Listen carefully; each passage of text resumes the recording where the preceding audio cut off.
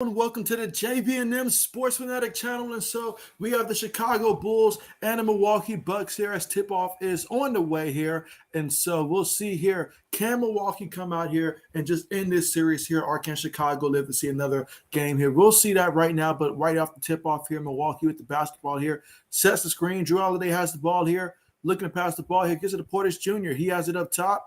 He's going to give the ball up here. Quick pass here. Gets it down low to Giannis on the block. Two guys go to him. Makes that pass. Portis Jr., he's going to take the three.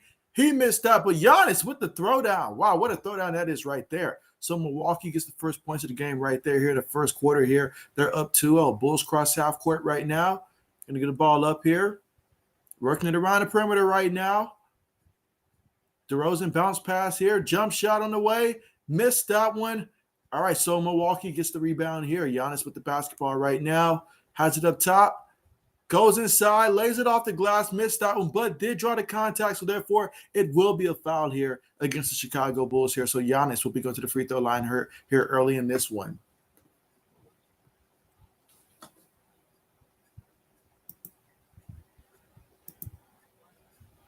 And so Braden, what's good? What's good? And Braden says, hey, JB, what's good with you, Braden? Let's see, Braden says, one day into the draft. I know that's all I can think about right here, Braden, is just how the draft is upcoming. And, of course, I'm going to be streaming all 3 days of the NFL draft here. I know by the time we reach Saturday, it's going to take a toll. But you know what? It only comes around one time throughout the year. So definitely looking forward to the NFL draft here and seeing how these teams are going to play here. So many rumors right now, and this is the point of the season where obviously you can't believe everything that gets reported at this point because, quite frankly, some teams are trying to throw some smoke screens out there for sure. All right, so we got Giannis here at the free throw line. All right, gets that one. So Giannis 1 and 2 at the free throw line here. Milwaukee up 3-0. Chicago crosses half court right now. Going to drive to the basket, kicks it out, passes it in the corner. Jump shot up, gets that one to fall. Okay. So 3-2 is our score right now. Milwaukee up by 1. And so Giannis with the ball here for the Bucks up top. Brook Lopez comes to set the pick. Two guys on Giannis. He gives it up to Lopez, who kicks it in the corner. Portis Jr., he's not afraid to shoot that one. He missed that one. All right, so it's going to be the Bulls basketball here, crossing half court. Let's see. Braden says, saw your mock draft last night. No man psyched everyone out with the Andrew Booth pick. And so, yes, he did. I mean, I'm not going to lie there. It threw me in a loop because, like, I was controlling, like, the mock draft thing. So, therefore, I was already heading towards the wide receiver direction. I was like, okay, I just wonder if he's going to go Dotson. Will he go Trey Burks there? But no, he decided to go Andrew Booth. And, like, if I was a GM, I would have fell out of my chair because I did not see that coming. And then for the Cardinals, he did something where he drafted a lineman back-to-back rounds for the Cardinals. And so I was like, it threw me in a loop. But I made some mistakes as well, though. Some mistakes certainly were made on my part, especially when it came to the Patriots in the second round. For some reason, I didn't think to bother to think about looking at the receiver board. I should have drafted David Bell in that situation, but mistakes were made. Meanwhile, Giannis gets the ball up to Holiday. Holiday has it again. Milwaukee up 3-2 right now. Makes the pass. That's going to be a turnover there, which should lead to easy points there for the Bulls, and it does. Off the layup right there. So Bulls lead this one 4-3 here in the first quarter with about 9 minutes and 38 seconds to go. Bucks cross half court here. Giannis with the ball. Kicks it out. Holiday with the jumper. Missed that one. All right, Chicago's going to get the rebound here. DeRozan's going to bring it up here for the Bulls. They set the screen for him. Makes the pass there. Another quick pass. Three-point shot goes up, and that's going to be a miss. Portis Jr. right there with the rebound for Milwaukee. Milwaukee going to cross half court right now. Down by 1 here in the first quarter. Giannis with it. All right, there's going to be a foul right there against the Bulls.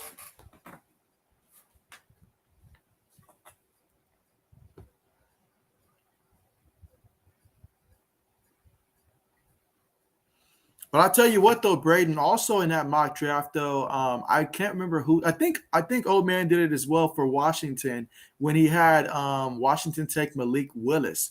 And so It was either him or Coach Dante. I can't remember who had drafted for Washington that time, but them taking Malik Willis, I was like, if you draft a quarterback and you got Carson Wentz, you might as well be ready for him to start day one because Carson Wentz, we saw how he folded last time just by drafting a quarterback in the second round. Better yet, one in the first round. He better be ready to start immediately at that point.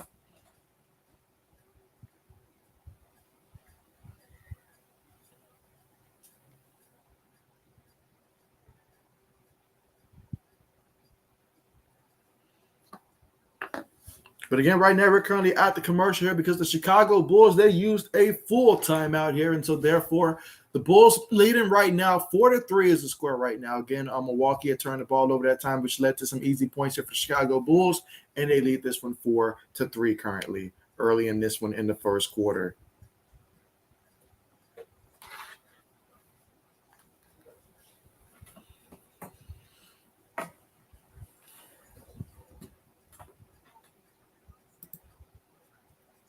Let's see. Braden says, so what player do you think your Patriots draft in the first round? And so for me in the first round, if I'm the Patriots there, I think there's two options that you take. If you want to take a corner first, I think you got to trade back. You're going to have to trade back. I think if you draft Andrew Booth Jr., I mean, last year we had J.C. Jackson, years before that, Stephon Gilmore, all like that. Bill does a good job at developing corners, so I feel like we can take someone in rounds 2 through 4 and, we can develop them into a starter in 2 years. So I think with the first pick, we go linebacker. That's what I would do. Nakobe Dean's on the board. Him, Devin Lloyd. If somehow he falls that far, take him as well. If it's not one of those two guys, personally, I trade back and I get some more picks there. And so if we can trade back, then maybe we can get a guy like Elam. I know Elam's climbing up a lot of boards there. But so if he climbs up, that means Andrew Booth Jr. probably slides down. One of those two guys, I think we can get towards the top of the second round if they slide into it and also be able to pick up a receiver. Now, me personally, if it's not John Mechie there, I love David Bell personally. So if we can get David Bell, I'd be excited about that. He reminds me of some of the first couple receivers that Tom Brady used to throw the ball to back when he first was drafted into the league, guys like Troy Brown, David Patton, guys like that, so he reminds me of more of that type of receiver. So I would love to have someone like that on our team. I think he's probably one of the most underrated receivers in this year's draft class just because there's so many receivers out there personally. So I would love to have him for the Patriots. So that's what I think they do in the first round, though. If it's not Nakobe Dean, or it's not Devin Lloyd, if it's not one of those two linebackers, trade back. Trade back.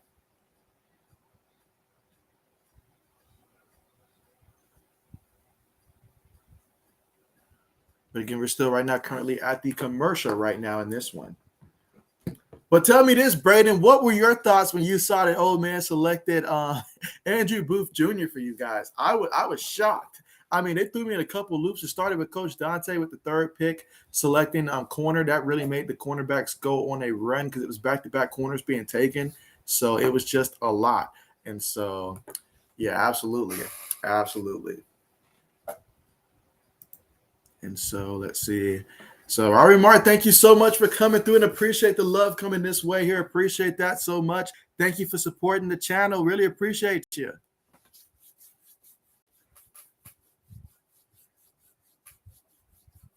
Again, in the first quarter here, Chicago leads 4-3. Let's see, Giannis with the pick there. Bucks go inside. Blocked ball goes out of bounds there, and it's going to stay with the Milwaukee Bucks right now. Again, we're here in the first quarter, about 8 minutes, 56 seconds to go. Chicago leading this one 4-3.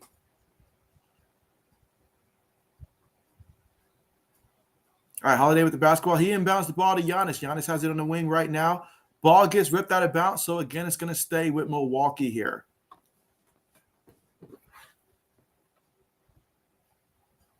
And, again, right now, Chicago on the brink of elimination here with Milwaukee being at home. If they can go ahead and find a way to close this one out here, then Milwaukee will be advancing to the next round. Brook Lopez gets the inbound there, shoots the shot. Going to miss that one. All right, so the Bulls get the rebound here. Give it up to DeRozan. DeRozan has it. He kicks it out. Going to be a three-point shot attempt, and that is a miss. Giannis with the rebound here. Bucks going to bring it up. Let's see. Braden says, I was surprised. I also saw you had it on the receivers too. And so, yeah, I went and I moved it to the receivers because I'm thinking he's about to select a wide receiver, but he said cornerback Andrew Booth Jr. And so it threw me in a loop. I was thrown in a loop so much. I think that's why I messed up with the Patriots picking the second round because, like, I was still trying to, like, my board was destroyed. My board was destroyed. I had a couple different ways it could play out, but I did not have that. I mean, if the Packers do that, at that pick. I feel like with the first one, if I'm Green Bay, you have to select the receiver with the first one. The second one, if you want to take a different direction, I'll give you that option. But with that first pick there, because Kansas City's going to be aggressive. If they see that you pass on a receiver, they're going to jump up in front of you. Some other teams that can use a receiver, they will jump back in front of you if we pick, pick 22 or 23? I think it's 22. If you don't take a receiver with that pick particularly right there, someone else will jump up and get a receiver. Then you're going to end up having to probably reach on a guy that may or may not pan out. And so, but that was my thoughts right there. But I like the fact that he took that route because, quite frankly, there's going to be something that happens in the draft that's going to throw you off right there. So this is perhaps the most curveballs that I've seen in a mock draft that I was a part of right there. So, but meanwhile, the Bucks get the ball there to Giannis. Giannis gets it down low. Brook Lopez, he finishes down low in the paint right there before hitting the floor. So the Bucks lead this one 10-7 right now. Bulls going to cross half court here. Couple passes here. DeRozan gives it up. They give it in the corner. It's going to be a 3-point shot at 10th end. That was a bad miss right there. Holiday with the rebound here for the Bucks. He has it. Gives up to Portis Jr. He's going to make the move here. They ripped the ball from him.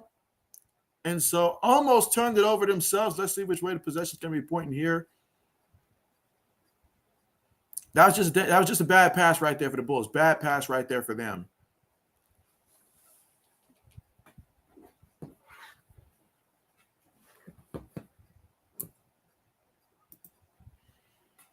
Let's see. Braden says the only defensive player I want the Packers to draft at 22 is if he's still on the board. If Jordan Love is still on the Jordan Davis. I keep saying Jordan Love. Jordan Davis is on the board. And so, a guy like Jordan Davis, if he somehow gets past the Eagles with 2 selections, not to mention, Baltimore's possibility, teams like that, and he falls to your lap at 22. Heck, if he's on the board for you guys, that means he's on the board for us. I would love for us to take a guy like that if he's on the board. In my mind, he's not going to be there. There's too much hype surrounding him. But if he was, I get that. Meanwhile, Grayson Allen, he goes inside there for the Milwaukee Bucks and get that one. Bucks lead 14-7 right now. Meanwhile, Chicago working the ball around the perimeter here. Could keep the ball in the corner, kicks it out. Another pass again. Drives inside there, puts it up, and that's going to be a miss there. Portis Jr. gets the rebound there from Milwaukee. Braden says Jordan Love, LOL, I don't want another quarterback, JB. And so I tell you what I'll do, Braden. We'll do you one solid here. We'll do you one solid, all right? So we'll probably trade you straight up. For Jordan Love, we'll trade you N'Keal Harry and stuff like that. How about that? We'll give you N'Keal Harry straight up for Jordan Love. So we'll do you that one solid. Since you don't want Jordan Love on the roster no more, we'll do you that one solid. And again, we're here in the first quarter with about 5 minutes and 57 seconds left to go in this first quarter. Milwaukee leads this one 14-7 right now. Bulls with the basketball here. Crossing half court. Guarded by Grayson Allen. Gives the ball up.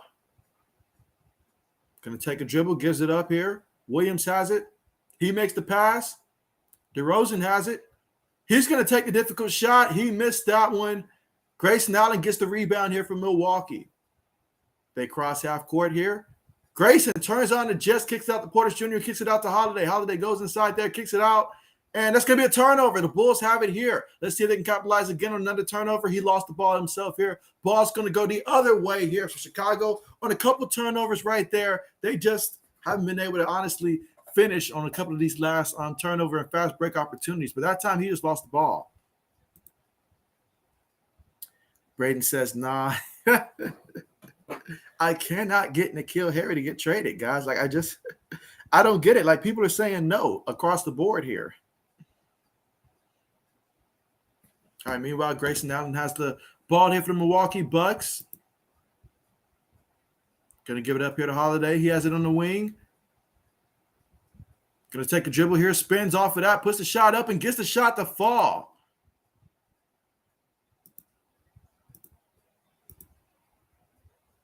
All right, so meanwhile, Milwaukee leads this one 16-7 over the Bulls. Bulls get the ball here, makes the pass here. DeRozan goes inside. They're going to try to take the jumper there, but it's going to be a foul, so it doesn't matter there. So it's going to be Milwaukee basketball. 16-7 is the score right now.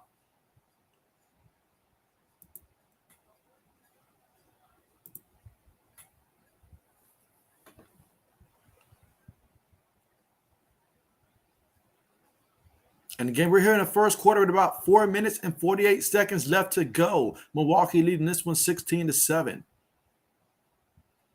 Lopez with the basketball here, gets it up to Grayson Allen, sets the screen for him. Allen has it. He's been aggressive as of late, gets the shot up and gets it to fall. 18-7 right now. Bulls with the basketball here. They're going to bring it up court. Milwaukee's on a 10-0 lead in the last 3 minutes of play in this one. Again, we're here in the first quarter with about 4 minutes and 22 seconds to go. They get the ball in the wing here. Going to try to post up against the defender, kicks it out. DeRozan has it. He kicks it out, gets it in the corner. Three-point shot is up, and they missed that one. Lopez with the rebound here for Milwaukee. Milwaukee up 18-7 here in the first quarter with about 4 minutes and 5 seconds to go. Holiday has it. They set the screen for him. Makes the spin. Puts the shot up there, and Lopez gives a little assist there and puts it in the basket. 20-7 right now is our score. Bucks with it. Works it around the perimeter there.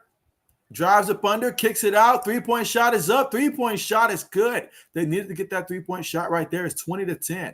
But Holiday has it right now for Milwaukee. And the Bucks are going to call a timeout right now. So Milwaukee leads this one 20-10 here in the first quarter with 3 minutes and 37 seconds left to go. Again, Milwaukee leads the series right now 3-1 in this one.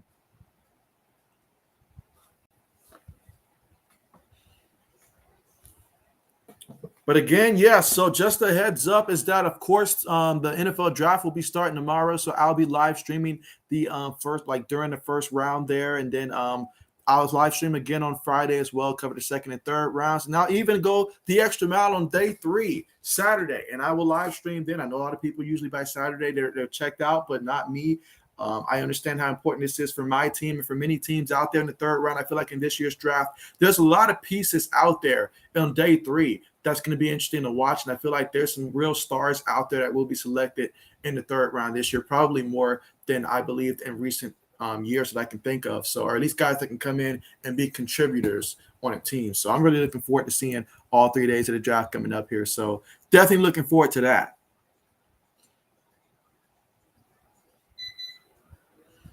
Tell me this, Braden. Let me know who's a player. You can give me multiple players if you want, but who's a player that you feel like you personally, you see a lot of guys are probably high on this player in the draft, but you personally, you're not sold on this kid in the draft. It can be any position in this upcoming draft, but let me know a kid that you hear a lot of people are so high on and you're wondering, where's this energy coming from? Or I just don't see it when I watch the tape. Let me know who's that player for you, Braden.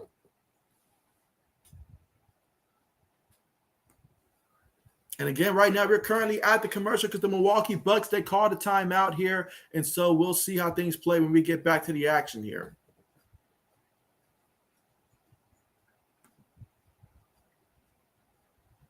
But so far in this one, looking at the scoring for each team, so far in this one, Chicago, they are 4 of 15 out there on the court. Meanwhile, for the Milwaukee Bucks, they are currently 11 of 17 out there on the court right now. Again, Giannis so far, he's got 9 points in this one.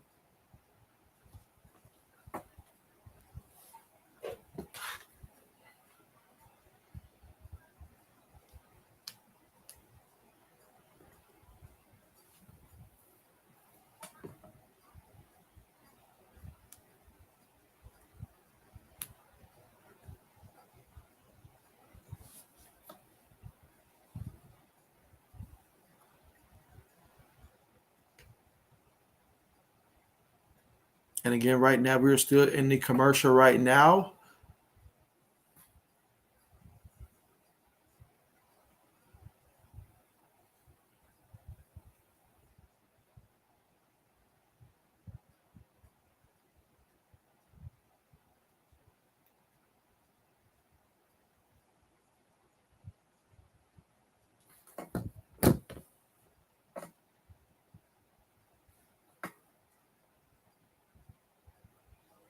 All right, so we're finally getting back to the action again right now, guys. And so right now we've got Milwaukee here with the lead. And so we will see if they'll continue to build upon that lead right here. Again, the Bulls right now facing elimination so far in this one. And, of course, Milwaukee being at home right now. Let's see how this plays out. Again, my scoreboard right now is currently ahead of my actual TV here. So I apologize about that in advance, guys. All right, so here we go. The ball is inbounded here. Holiday has it up top. Picks up his dribble, looking to make the pass here. Kicks the pass out. Three-point shot is up, and three-point shot is good. So Milwaukee hits the three-point shot there. They're up 23-10 right now in the first quarter with about 3 minutes and 18 seconds to go. But the Bulls with the basketball here, gives it to DeRozan. He kicks it out there. And so Brown Jr. shoots that one. That's a miss. All right, so Giannis going to get the rebound, brings it up court here, drives inside, lays it up, and that's too easy. That's too easy. They're not even trying to defend my man at this point right now. But Milwaukee up 25-10. DeRozan with the basketball here, going to set the screen for him. Picks up his dribble, makes the pass in the corner. Three-point shot goes up. Three-point shot goes in. All right, 25-13. That's our score right now. We got about 2 minutes and 44 seconds to go in the first quarter right now. But look at the shooting-wise there. We almost had another turnover. Chicago's actually been doing a pretty decent job of timing some of these passes and getting the turnovers. But after they get the turnover, they just aren't capitalizing off of those turnovers as of right now. All right, so right now, Giannis with the ball. Inbounds the ball here. Drew Holiday gives it back to him.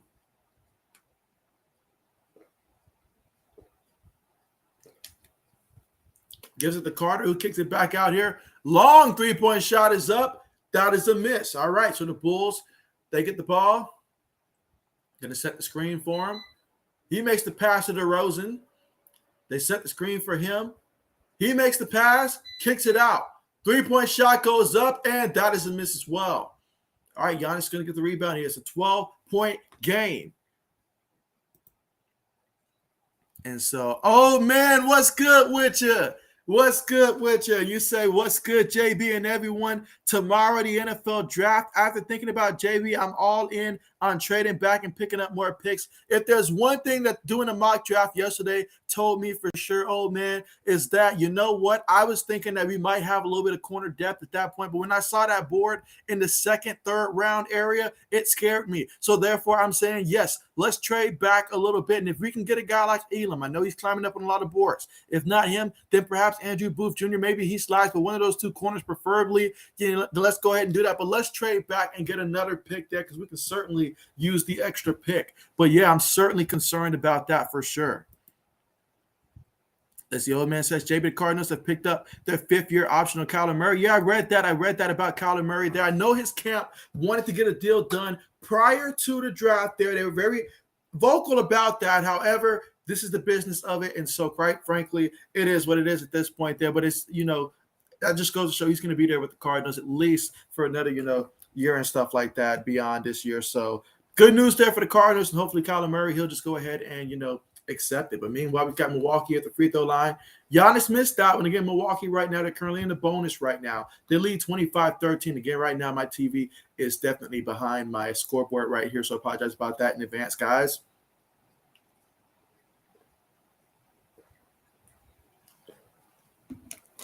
But again, I will be doing it my live, let's see, tomorrow, of course, the NFL draft, Friday as well, and also on Saturday.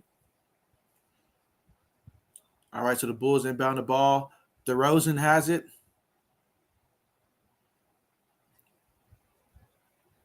He kicks it in the corner there. Pass it up top. Williams going to take the three for Chicago, and he banks it. He banks it. Three-point shot for Allen, no good. Let's see, old man says, the more film I've been watching on Kobe Bryant, I actually starting to think he would be so great with us. And so, yes, I agree with that. I agree with that. Let's see, Braden says, Stephen Curry is starting tonight. I wonder who they're going to bench, Braden. Have they mentioned who exactly is going to go on a bench? Because they've been doing great. They've been doing great.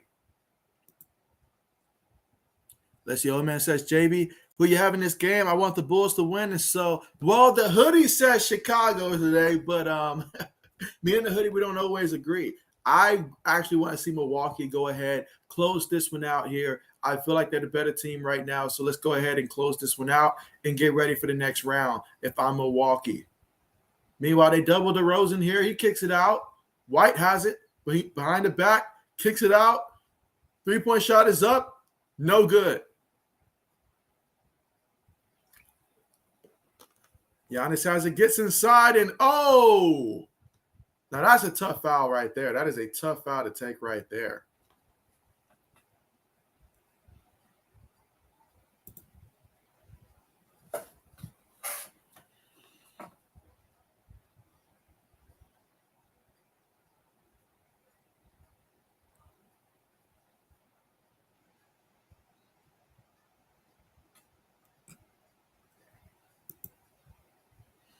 Let's see. Braden said, I'd probably say it's Poole. I was thinking the same thing there, but I mean, they've been doing so well in that role right there. I mean, so well, but I get it at some point. You gotta put Steph back in the lineup there. But I mean, these kids, I mean, everybody's playing great. Everybody's playing great. So I certainly get that there. But absolutely. Let's see. Old man says the reason I want Bulls to win is because of Lonzo Ball, because it's not looking good for my guy Pat Bev. And so good old Lonzo. Good old Lonzo. Oh man, if we were able to still retain him with the Lakers, what could have been?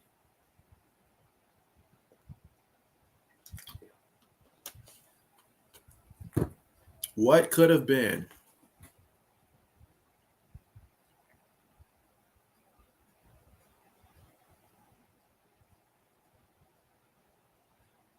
But I tell you what, old man, I don't know what your schedule's looking at in terms of, during the NFL draft and stuff like that. But I'll extend an invitation, old man, in terms of if you want to be a part of the live stream for that as well, just let me know and I can set that up there. And so I'm going to be doing all 3 days. So if you can just do 1, 2, or if you can do all 3, totally up to you in terms of how that plays out if you want to be on for that as well. I know that the Sports Blitz, he's going to join us on Friday. He's going to come through on Friday.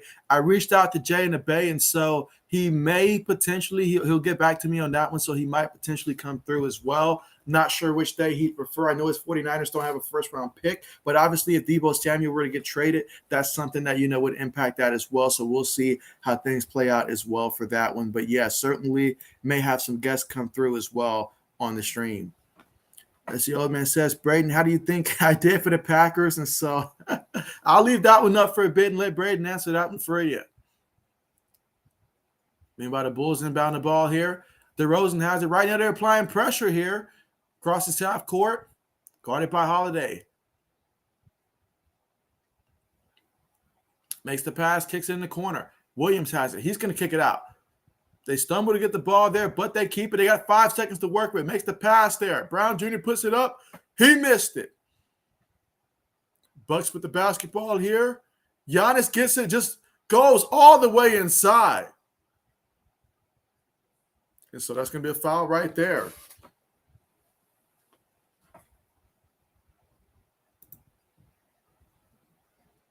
Let's see, old man says, I'll let you know by tomorrow before 2 p.m. Eastern just to see what my doctor's looking like. All right, bet. Definitely let me know. For sure. And again, the Sports Blitz will be on Friday and stuff like that. And so he may or may not do Saturday.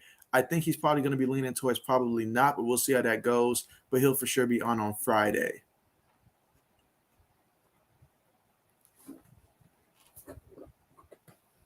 And I'll see what Coach Dante's got planned as well and see if he has some time available as well to come through on the channel as well. So, yeah, definitely bringing the whole crew through on this one. But, again, right now we are currently at the commercial right now because we have a coach's challenge right now from the Bulls here. They want to see if indeed this is a blocking foul or a charge. All right, so here goes Braden's response to old man question. And Braden, let's see, Braden says, I like the Dotson pick, but you psyched me out with the Andrew Booth pick. I think Braden preferred that you take a quarterback in that spot right there as opposed to a corner. I think you'd have got the same reaction from Braden out of that. Old man says, yeah, I'm free for Friday and Saturday. Just don't know about tomorrow. Okay, bet. And even if that's the case, that works as well. And so definitely that works as well. I want to try a couple things out after the stream today just to see a couple of features that I want to try because I want to try a different type of stream. So maybe I might test it out tomorrow, see how that works. And if I like this one better, I'll go back to this form right here. But I got a couple of things in mind I want to test that as well. But definitely do let me know, old man, and I'll definitely be able to adjust either way to whatever works best for you.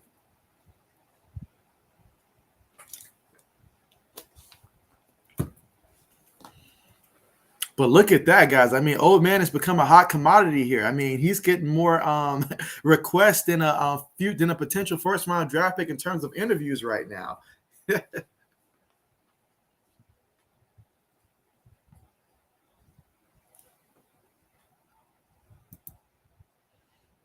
Let's see, old man says, I just think pairing Booth Jr. with Jared Alexander would be a nasty duo. And so, I mean, that part is right. That would be a nasty duo there. However, I feel like if in that scenario, if you don't take a receiver with the first one right there, someone else is going to trade up before you pick again and select the receiver that you probably really want.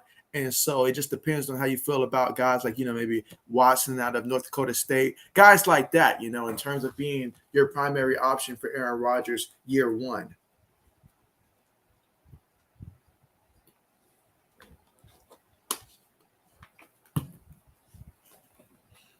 But again, now we've reached the end of the first quarter right now. And so Milwaukee, they are taking care of business in this one. They want to put the nail in the coffin here, and they are trying to end this series. And they're up right now 34-18. My man Giannis, he's got 15 points in this one right here. Not to mention also he's got about 6 rebounds out there.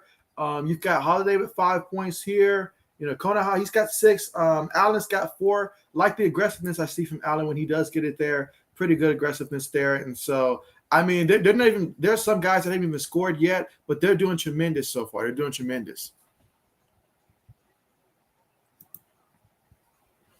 Let's see. Braden says, but we could pick him at 28, and so I wish Mike was here to see how Mike felt about your Buffalo Bills selecting Kenneth Walker III with the first round pick at pick 25. And so when the moment you made that pick, I knew it was not going to be the most popular pick there because everybody's, so high on Breece Hall and stuff like that. But me and you, we're Kenneth Walker guys, Kenneth Walker III guys. That is for sure. Let's see. Old man says, I have seen some auto pick on mock drafts actually having the Packers picking Booth Jr. first and then a receiver. Let's see. Old man says, I don't see Booth Jr. being there at 28 with the Bills and the Cowboys all needing help at cornerback.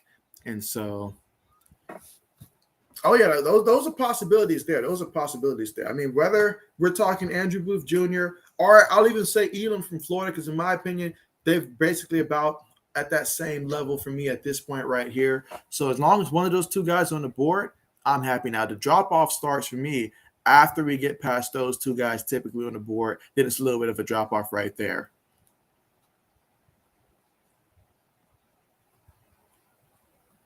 But it'll be fun to see what happens in the draft, guys. I mean, there's a couple of teams that could really swing this either way.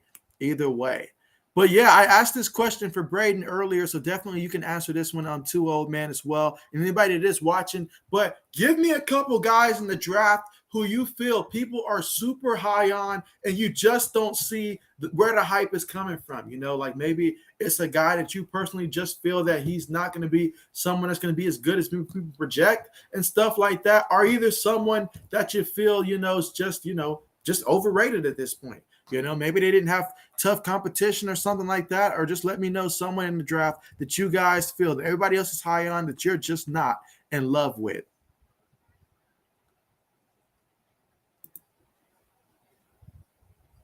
As the old man says, my uncle actually said he loved me picking him in the first round. He said, if the Bills do what I did, it's Super Bowl time. And so, whoa, then I suggest they don't do what you did, old man, in that case. Absolutely. Bills Nation has been waiting on this one, old man. They've been waiting on this one. But yeah, Kenneth Walker III, though, that's a great choice right there. Especially, I mean, if you could trade back to a team that maybe has 2 early second-round picks, if I'm Buffalo in that scenario, and get that and then pick up an extra, piece at that point, that makes a lot of sense as well. But I personally love the fact that them getting, Kenneth Walker the third in that one. Let's see. Braden says the Packers YouTube channel is live and they're interviewing Mark Murphy. I wrote in the chat, please take a receiver. LOL. Please. Meanwhile, we're back in the second quarter here. And so the Bulls with the basketball here. They have it on the wing here. Giannis playing good defense here. Off the spin, and that is good. All right, so Chicago gets 2 points here. 34-20 is our score right now. Carter has it for the Bucks. Gives up to Portis Jr. And he's going to give it up. And so Condon makes the pass there. Kicks it out to Carter. Carter drives in there. Takes the jumper, and he misses that one. Bulls with the basketball here. White's going to bring it up court here for the Chicago Bulls. Guarded by Carter. They set the screen for him. White still with it. Hits the floor. It's going to be a foul.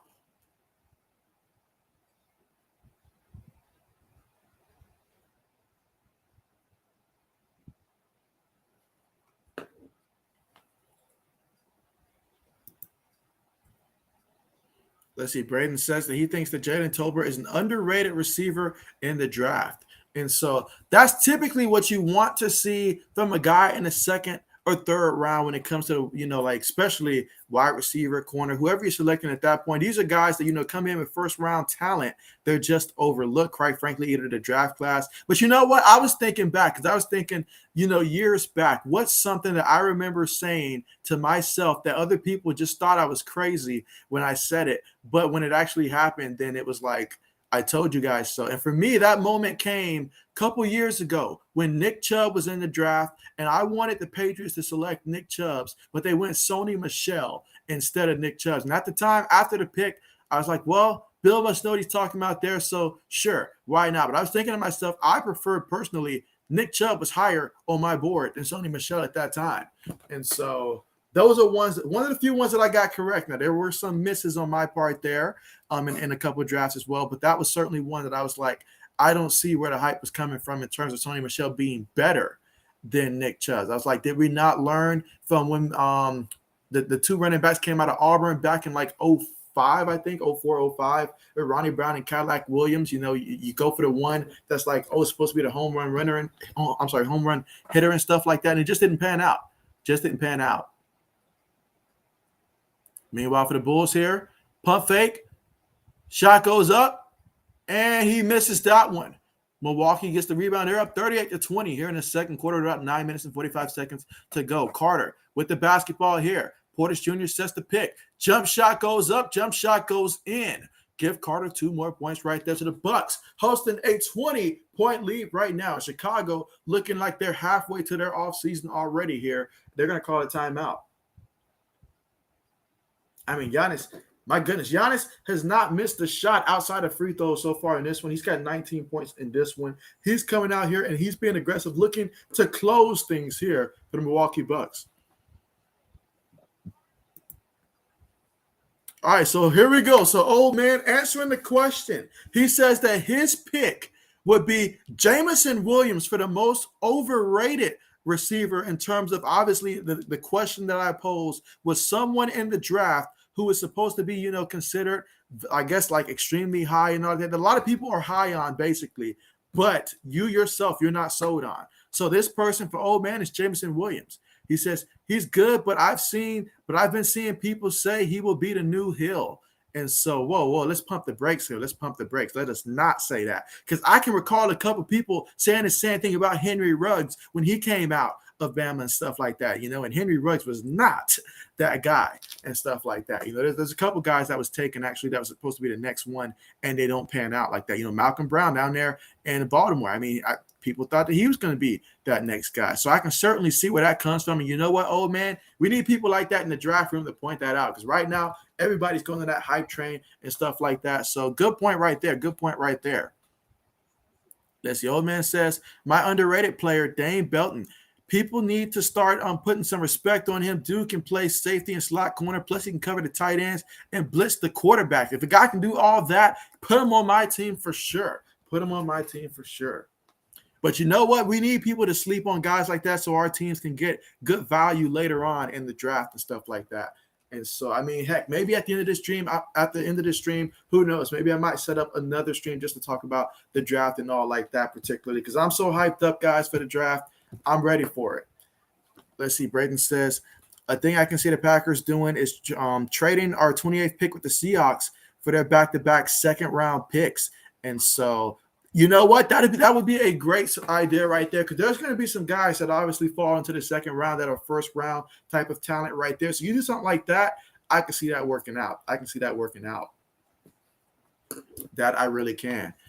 All right, so my next question is, obviously we're focusing on the draft because the draft is going to be starting tomorrow. So there's a good conversation about the draft as well. But in terms of just give me something that you think is going to happen in the NFL draft that's going to surprise a lot of people that nobody's really thinking that much, or not a lot of people are thinking about, could potentially happen. Let's see. Old man says, no, Braden, I want the Patriots to trade with them. And so seems like they got a lot of potential trade partners, it seems like. And again, we're right now currently at the commercial here. And of course, my TV's a little bit behind the scoreboard right here, so I apologize about that right now. But Milwaukee taking care of business in this one, guys. And so Chicago, if they keep playing like this, their offseason is going to be starting sooner than later. All right, let's see where we are right now. Let's see. Braden says, if that would happen, we would have 4 second-round picks. Imagine that, 4 second-round picks.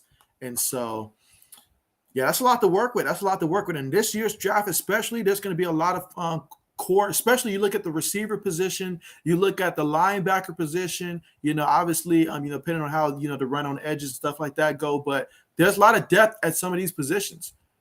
Meanwhile, Milwaukee lays it up. That is good. All right, so Milwaukee right now, they're up 42-20. DeRozan has it.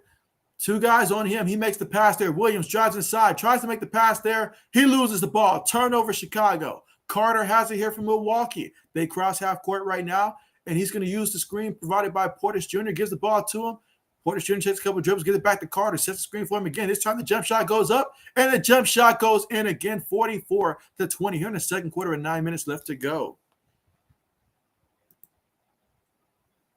Let's see. Braden says Bucks versus Celtics series is going to be fun. And so that's why I'm rooting for the Bucks here, because I'm thinking about the next round here, and I would love to see that. I mean, we have the defending champs versus what potentially may be the next champs out there. So that'll be a fun one to watch for sure. Let's see. Old man says the Commanders drafting Malik Willis with their first round pick. No one is talking about it, but I can see it.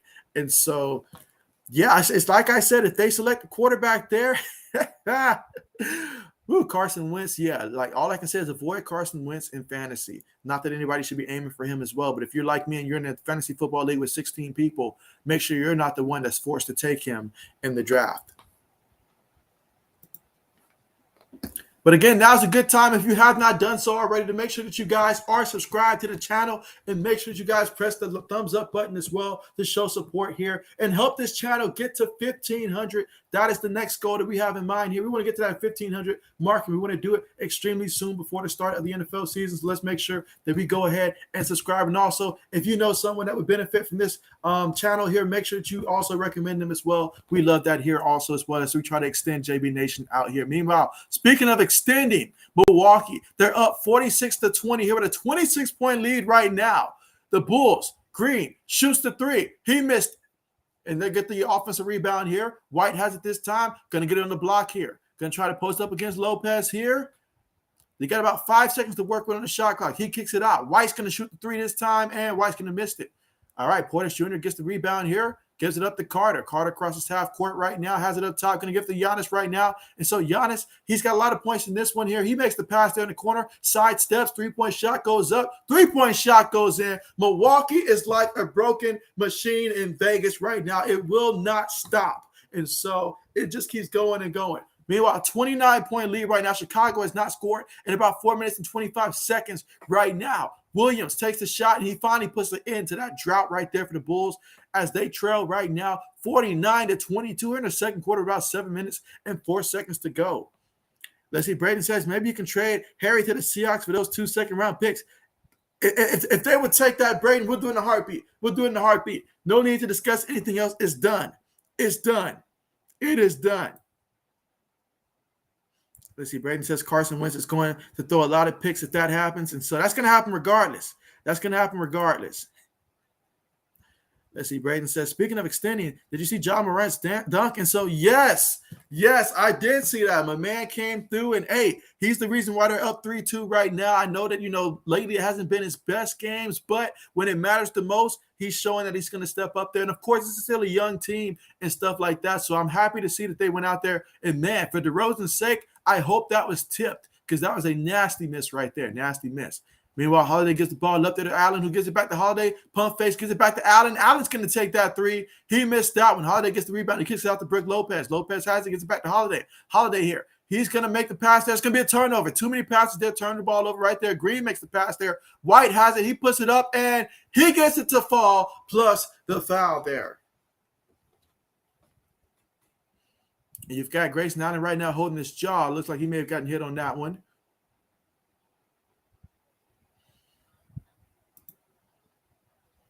Let's see. Old man says, yes, if Bulls don't start playing more aggressive, they're not winning. I mean, they're just looking right now like they're nonchalant right now. Like they feel like once they go to the locker room, Michael Jordan's going to come out and save them. Prime Jordan, I should add. But that's not the case. That's not the case. Let's see. Old man says, JB, we will throw in a 2023 sixth round just so they don't think that we've won the trade. Right? Right. Meanwhile, Portis Jr. shoots, missed it. And so, all right, so the Bulls have it. White has it right here. He's going to shoot the three, and he missed that one as well. All right. So the score right now, Milwaukee 49, Chicago 25 with 6 minutes left to go in the second quarter. Grayson Allen puts that shot up there, missed it. I'll tell you what I do, old man. Since the Jets want a receiver so bad and they're willing to give up everything for it, if they're willing to part ways with the 10th pick and their second and third round is an 8, we'll give them N'Keal Harry, a former first-round pick, because they want a receiver that badly. So DeRozan gets that one to fall. All right, so right now it's 49-27 right now, down by 22 points. However, let's see what Milwaukee does right now with the basketball. Holiday has it up top here. They're going to set the screen for him. He's going to take the three, and he missed that one. All right, White gets the rebound here for Chicago. He's going to bring it up here, turns on the speed, kicks it out in the corner, kicks it up top here, makes the bounce pass. Green going to take the three, and Green misses that one. Lopez gets the rebound here. Holiday with the basketball, going to bring it up court here. Gives it to Grayson Allen. Gives it to Portis Jr. here. And so Lopez puts it up, and, he missed that one. All right, so now Chicago with the basketball here. Again, they trail by 22 points with 5 minutes to go in the second quarter. Let's see. Braden says the Jets would do a trade like that, LOL. And so, I mean, that's why they're the Jets, If they want to keep their streak going in terms of having early picks, make it, 6 out of 7 years next year, then, hey, make that trade with us, and I guarantee you'll be right back at this point again, if not earlier, come next season. So make that trade for us. And who knows? Maybe Zach Wilson and N'Keal Harry, maybe they can spark some chemistry. Kind of like Sam Darnold and Robbie Anderson. But anyways, they sure know how to pick them. I'll say that.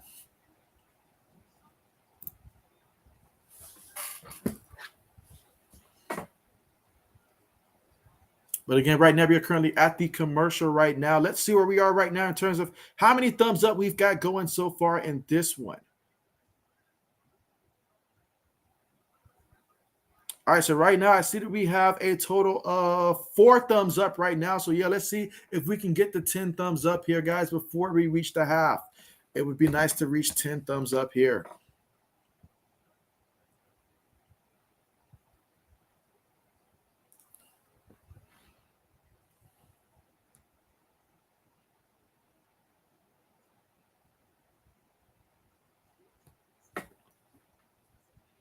But again, right now, we're currently at the commercial right now.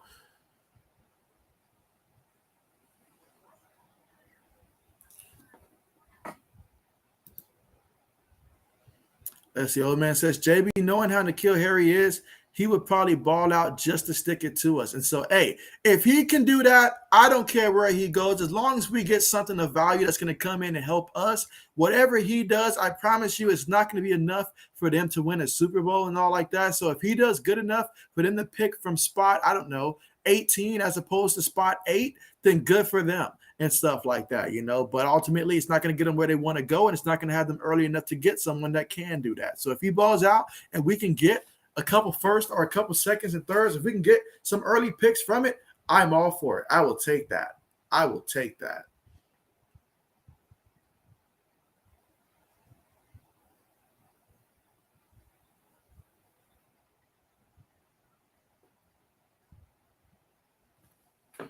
I've seen the reports that says that the Atlanta Falcons plan on coming out of the draft, whether it's, you know, obviously it could be first round, could be second, third round. Who knows what round they're imagining, but they're thinking that they're going to come out with a quarterback at some point in the draft. We just obviously, I don't think they know right now which direction they will take. But what do you guys think? Which of these rounds should the Atlanta Falcons target to get a quarterback? And, you know, which quarterback do you guys prefer to see the Falcons take and stuff like that? I know that we've talked about a guy like Malik Willis. It seems like the fan favorite is for him to end up being a Pittsburgh Steeler and stuff like that. But I've heard some teams, you know, like the Saints get mentioned, Washington, you know, they've got mentioned as well. But yeah, you guys let me know in terms of the Atlanta Falcons, who's a quarterback that should be on their radar?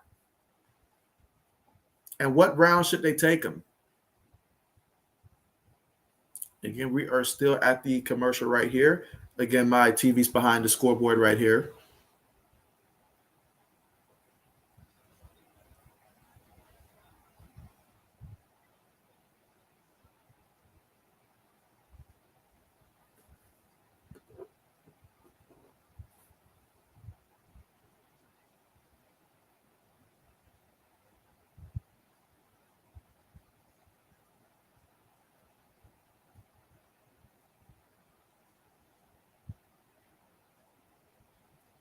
All right, Milwaukee's going to inbound the ball here.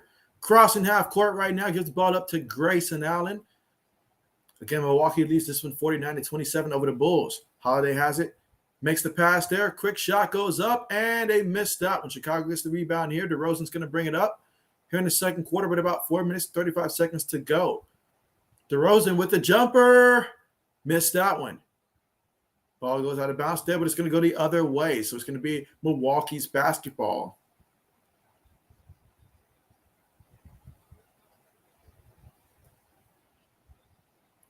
All right, so Holiday gets the ball up here. They're going to give it back to him. You've got Portis Jr. going in motion here. Holiday versus DeRozan. Steps back. Shot goes up. He missed that one. Too short. Bulls going to get the rebound here. Makes the pass in the corner. Kicks it out. White drives to the basket. Takes the jumper off the glass. Gets that one to fall. So it's 49-29. A 20-point game right now. Meanwhile, the Milwaukee Bucks here. Holiday has it. Makes the pass there. Cunnington's got it right now. He makes the pass. Allen, he kicks it out as well. Holiday's got it. Gets inside the paint. Lays it up there off the glass, but Lopez tips it in. Good job by Brook Lopez to be there and to tip it back in. 51-29. All right, Bulls with the basketball here. White uses the screen. Kicks it out. Brown's going to kick it back up to White. Set the screen for him. Makes the bounce pass to DeRozan. He passes in the corner. Three-point shot is up. That is missed. And Lopez gets the rebound here. Holiday's going to bring it up here for Milwaukee. They set the screen for him. Gives it to Lopez down low, and he throws it down. So Lopez getting them some easy points inside here for Milwaukee.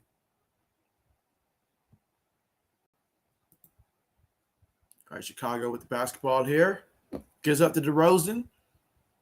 In the corner for three. Missed that one.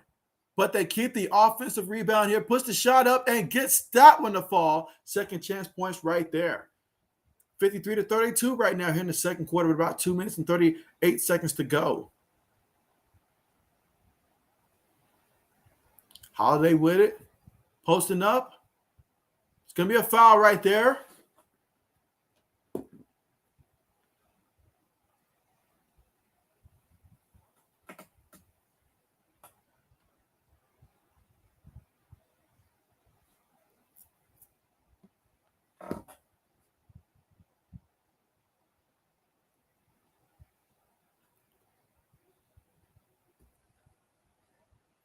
All right, here we go. Carter's going to inbound the ball right now for the Bucks.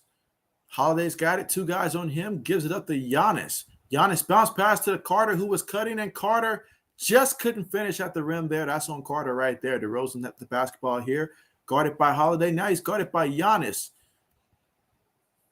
He gets the ball up in the corner. 3-point shot goes up, and he gets stopped in the fall. All right, so it's 53-35 right now. And the Bucks with it. Giannis shoots the 3, and he nasty air ball there. But they keep possession here. Now they give it to Giannis. Following up on that air ball here. He wants to get inside this time. Puts it up.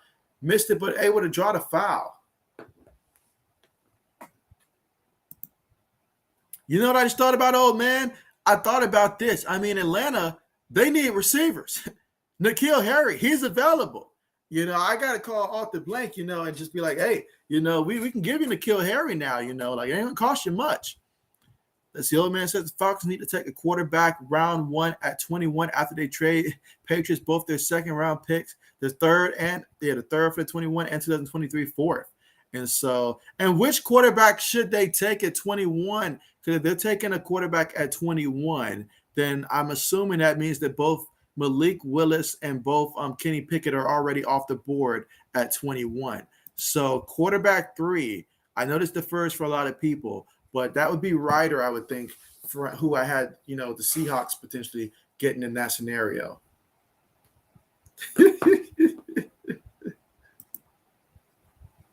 As the old man says, we will throw in N'Keal Harry just to sweeten the deal. I mean, make them feel good about it. They'll be hyped about that. I mean, someone to throw the ball to for Marcus Mariota or whoever they draft. Meanwhile, in the corner, Chicago hits another 3 right now. Okay. So how about that? Chicago cutting it down to a 17-point lead. At one point, this was about a 29-point game. Meanwhile, the Bucks split that one up. All right, so Chicago with the basketball here. And, nice job by Carter ripping that one free. Holiday has it, and he's going to lose the ball here. So Chicago gets the ball back. They got numbers to their advantage. Working it around the perimeter here. DeRozan has it. He's got about 15 seconds on the shot clock to work with and about 1 minute and 10 seconds left to go in the second quarter. He puts it up, and he gets that one to fall. Okay, so it's 55-40 right now. Milwaukee with the basketball here. Giannis, he's got it here. Going to drive inside here.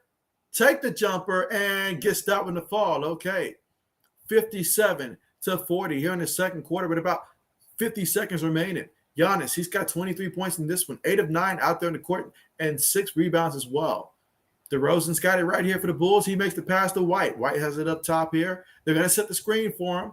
They do. He makes the pass, but it's tipped, but Williams still gets it. He drives in there, puts up the jumper, and he gets that one to fall. All right, so it's 57-42. Giannis has it right now. He's going to go kick it out. Grayson Allen for 3. Give that man 3 points right there. Give that man 3 points. I didn't like him at Duke, but I love him here in the NBA. 60-42 is our score. 18-point difference right now at about 24 seconds left to go in the second quarter. That's the old man says, yes, because it's heavily rumored Seahawks like him and willing to trade back up in the first for him, so they have to get, so they have that 5th-year option. And so, Seattle's all about going to be saving that money for that 5th-year option. So for them, that would make sense right there. Absolutely. So that's why I'm thinking with Atlanta, like if Atlanta trades up in the first, as you mentioned, who would they take a quarterback is saying if those 3 are off the board right there with Desmond Ridder. So I wonder who they would take if they did trade up in the first. Would it be Matt Carroll? I think that's my quarterback 4, if memory serves me right, Matt Carroll. Let's see, old man says, Desmond Ridder, don't know why my phone decided to delete his name. It's the Bills fans messing with you again. That's exactly what it is. But again, right now is halftime here. So it's halftime right now. And so the score is Milwaukee 60, Chicago 42. And so, again, Milwaukee leads this series 3-1. So Chicago, they've got their work cut out if they want to extend this series beyond what it is right now. I mean, in terms of scoring right now, White has 11 points. Williams has 12 points. But DeRozan, he's got just 4 points here for Chicago. Meanwhile, for the Bucks, I mean, Giannis, he's doing the bulk of the work here. He's got 23 points already in this one, shooting very efficiently out there. And so you got guys like Grayson Allen that's got your 7 points here. Brook Lopez, he's got your 8 points as well. But ultimately, it comes down to Giannis being Giannis. Let's see. Old man says the JB halftime show. And so, yes, that is right. The JB halftime show, guys. And so, yeah, but right now, I mean, the Bucks keep doing what they're doing right now, and they've got this one in the bag. They keep doing what they're doing. But of course, we've saw some crazy things happen in this playoffs. A lot of leads disappear in that third or fourth quarter. And so it's up to the team to respond once that other team makes a run. But being on their home court right here, Milwaukee, if they keep this energy up, they'll have it. They will have it.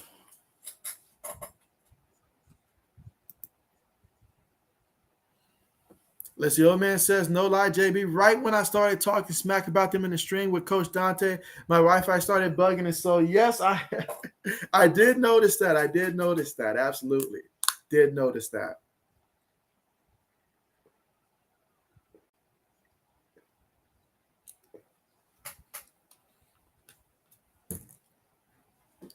But yeah, since we're at halftime right now, and so I mentioned earlier, I did a comparison of going back to, I forget what year it was, but the year that they had Nick Chubb and Sony Michel coming out of the draft.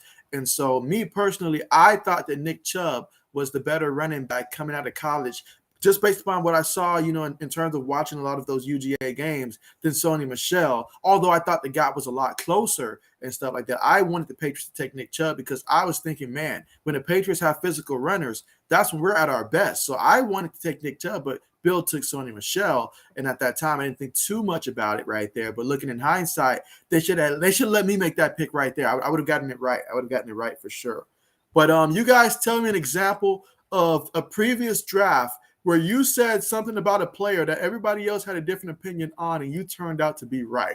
Share that story with me here. I definitely want to hear which guys in the draft you guys, was right about. And also, if you want to mention the time where you were dead wrong, tell me that as well, because I was dead wrong about Sam Darnold in the draft. I'll admit that I was dead wrong about Sam Darnold. I was dead wrong about Matt Leinart. Those were two guys especially I was really wrong upon. And Darren McFadden. I thought Darren McFadden was can't miss and all like that, especially after seeing what Adrian Peterson did. I thought this was going to be Adrian Peterson 2.0.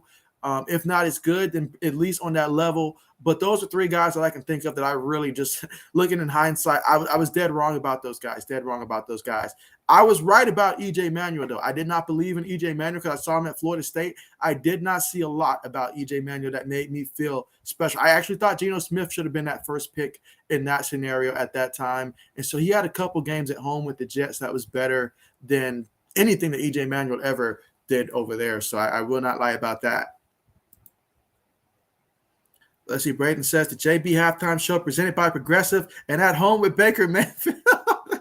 What if he just entered like the chat here and just started going ham?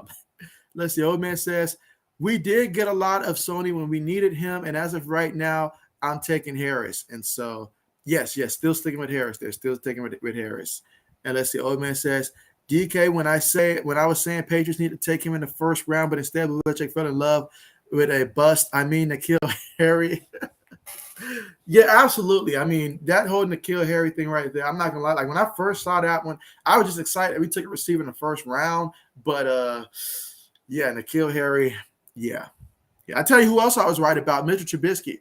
I did not see where this was coming from. I thought that Deshaun Watson was the better quarterback. I had not seen enough of Patrick Mahomes for me to know he was going to be that guy and stuff like that. But I thought Deshaun Watson should have been the first pick of that draft. And if I was, going back and redoing it, and like if I was making that pick, it would have been Deshaun Watson right there for what he meant for Clemson at that time. It would have been great for the Chicago Bears at that time. Well, Leslie Breton says, I didn't think Josh Allen was going to be as good because he was inaccurate in college. And so, yeah, I mean, Josh Allen, that's another one right there. It's another one right there. I mean, I know the conversation was there, but I was like, this kid from Wyoming, I mean, I get it. He has a strong arm, but I was like, you guys said that about Russell. I'm sorry. What was his name? Damn, I can't think of his name. The guy, Jamarcus Russell. That's why I can't believe I forgot Jamarcus Russell. But yeah, I was like, you guys was harping about that arm conversation with a guy like that. But man, I mean, Josh Allen, he improved. Josh Allen, you can see that he improved. That goes to show that just because of who you are right now, when you get drafted, you can evolve and stuff like that. He evolved Tom Brady, he evolved. Tom Brady was not this guy coming out of Michigan and stuff like that. He had that competitiveness, but Tom Brady, he took the extra mile there, and he just continued to change his game. And that's why the draft is so unpredictable, because these guys, they can come in the NFL here, and then you never know. They come in with the right training, the right system, the right coaches. It may just gel for these guys, and maybe they just didn't have that at college and stuff like that. Maybe it was really the college coach that was holding them back. That's hard to decipher and stuff like that, honestly. Let's see. Old man says, Mitchell Trubisky, I was dead wrong, but I don't blame him 100% because he got stuck with a head coach that was on the same level of Adam Gase. You're right about that. You're right about that. That's why I say when it comes to the draft, I want these kids to get taken in a place where they're going to have the best chance to succeed. I saw some quarterbacks go out there and fail that, in my opinion, they were not failures themselves. It's just the system that they had around them. It just failed them. Like David Carr, he's one of the first ones that come to mind right there. There's no reason why he couldn't have had a career that might have been slightly better than what Derek Carr is doing if he was with the right team. But he got drafted in a bad situation there for Houston. And quite frankly, when you're a quarterback, you have to be put in a place where you can come in and succeed. That's so critical. That's so critical right there.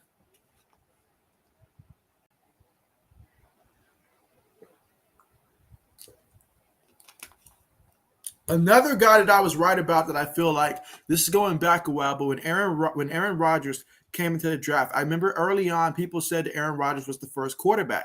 And I was like, you know what? I agree with that. But then somewhere along the line, they fell in love with Alex Smith.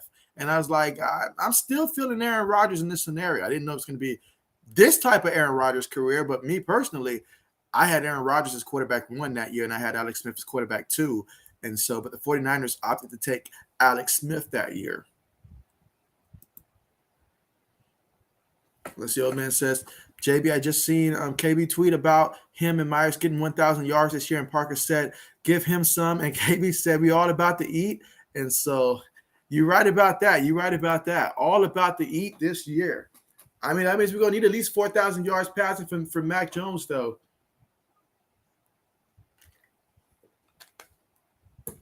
Let's see, Braden says, a guy I was right about was CeeDee Lamb. And so good old CeeDee Lamb. Good old CeeDee Lamb. Yes, absolutely. Absolutely. That was one. And you know what? I was right about A.J. Dillon as well. I remember I wanted A.J. Dillon to be taken by the Patriots. I was slick hoping that no other team would take him because, I mean, A.J. Dillon, he had the same last name as Corey Dillon. And so for me, that was another reason right there. I said A.J. Dillon was going to be great.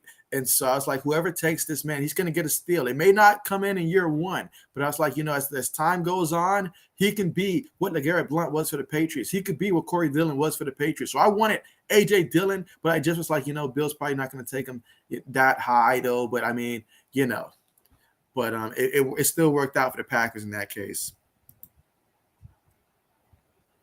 Let's see. Braden says another guy I was wrong about was Lamar Jackson. And so I was on the Lamar train. I was on the Lamar train. I mean, for me, what I saw from him at college, he was doing things that in my mind reminded me a lot of Mike Vick. Now, of course, I know with Mike Vick, there was some passing concerns. So I thought that passing would always be something that, we just was going to have to live it out. But I said, this man's going to be a game changer. I had no idea that Baltimore was going to revamp the offense to surround Lamar Jackson to the degree that they did. And so he just happened to go to the right place for him. Because if you go to the wrong organization and they try to change your game, this doesn't work out to this degree. But Baltimore is doing everything that they can to make it work. And I know that there was a lot of concern because we saw Robert Griffin III. Like once that went down and stuff like that, Robert Griffin was another guy that I thought could potentially change the landscape of the NFL. But injuries ended up changing that for him. So sometimes it's about being in the right place. Other times it's about staying healthy. Let's see, old man says, I was kind of wrong about Alex Smith. I thought he could be one of the best quarterbacks in the NFL. I feel like Alex Smith, even though by first overall pick standards, he probably didn't live up to what you want from a first overall pick. He did, however, show that he could be a quarterback capable of taking your team. Now, it didn't work out necessarily when it started working out for the 49ers, it was a little bit too late, kind of like Drew Brees. When he started to come up on, the team was already, half foot out the door at that point, so you go somewhere else. And, of course, they had Kaepernick to switch to at that point in time. But Alex Smith did some good things with the 49ers. He did some good things for Washington. It just wasn't on an Aaron Rodgers type of level. And who knows? Maybe if Aaron Rodgers gets taken first in that draft, maybe he doesn't have the motivation, the chip on his shoulder to prove everybody wrong like he did when he had to sit there in the draft room and just watch. Now, I remember when Brady Quinn got drafted and all like that by Cleveland, and I was thinking to myself, I just don't see it. At Notre Dame, I just didn't see it that much when Brady Quinn and stuff like that. So Brady Quinn, I wasn't that sold upon. I was skeptical about it, but he flamed out pretty quickly. Flamed out extremely quickly. Let's see. Braden says, I was shocked that the Raiders took Ruggs over Lambs back in the 2020 draft. And so, yeah, they're kicking themselves. But you know what? This has been something that the Raiders have done from time to time when it comes to the wide receiver spot, which, I mean, personally for me, I've always rooted for the Raiders to have success and stuff like that, you know, on the field. But quite frankly, when it comes to drafting some of these receivers and stuff like that, they're better off getting a veteran like they did this past offseason to come in there and do it. Because sometimes when they love speed. They love speed. If you want to know who the Raiders are going to take a wide receiver from year to year, they're going to go for the fastest receiver because they fall in love with the speed. These guys, they must play Madden when it comes to their scouting department because they're like, hey, this guy can run past you. That's all we need.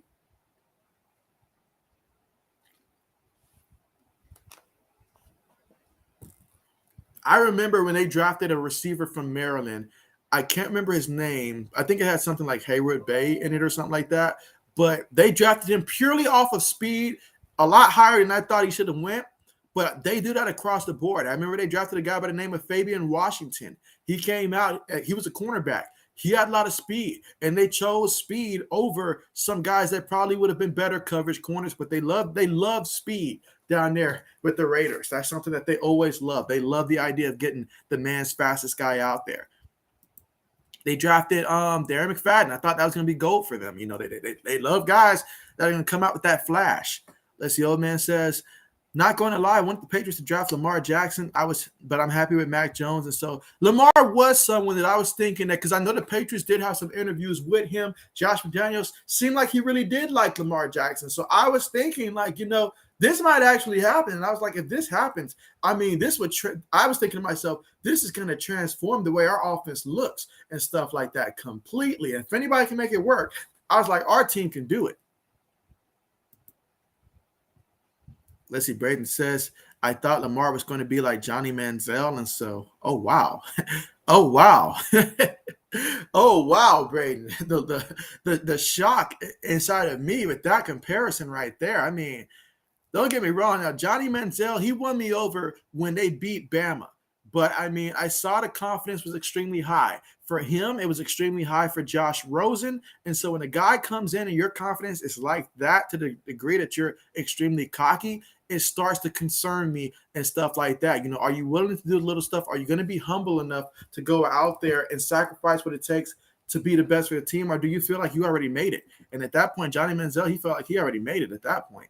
And so once he started getting that money, you know, what can I say? What can I say? But let's see. Braden says Mahomes also replaced Smith when he was with the Chiefs. And so that's right. That is right. And so that is right. And then we saw him go down to Washington and had that gruesome injury that he had. And so, but yeah, I mean, Alex Smith, though, he had a pretty good career. There are some things I'm sure that he wished could have played out differently, but ultimately a good career.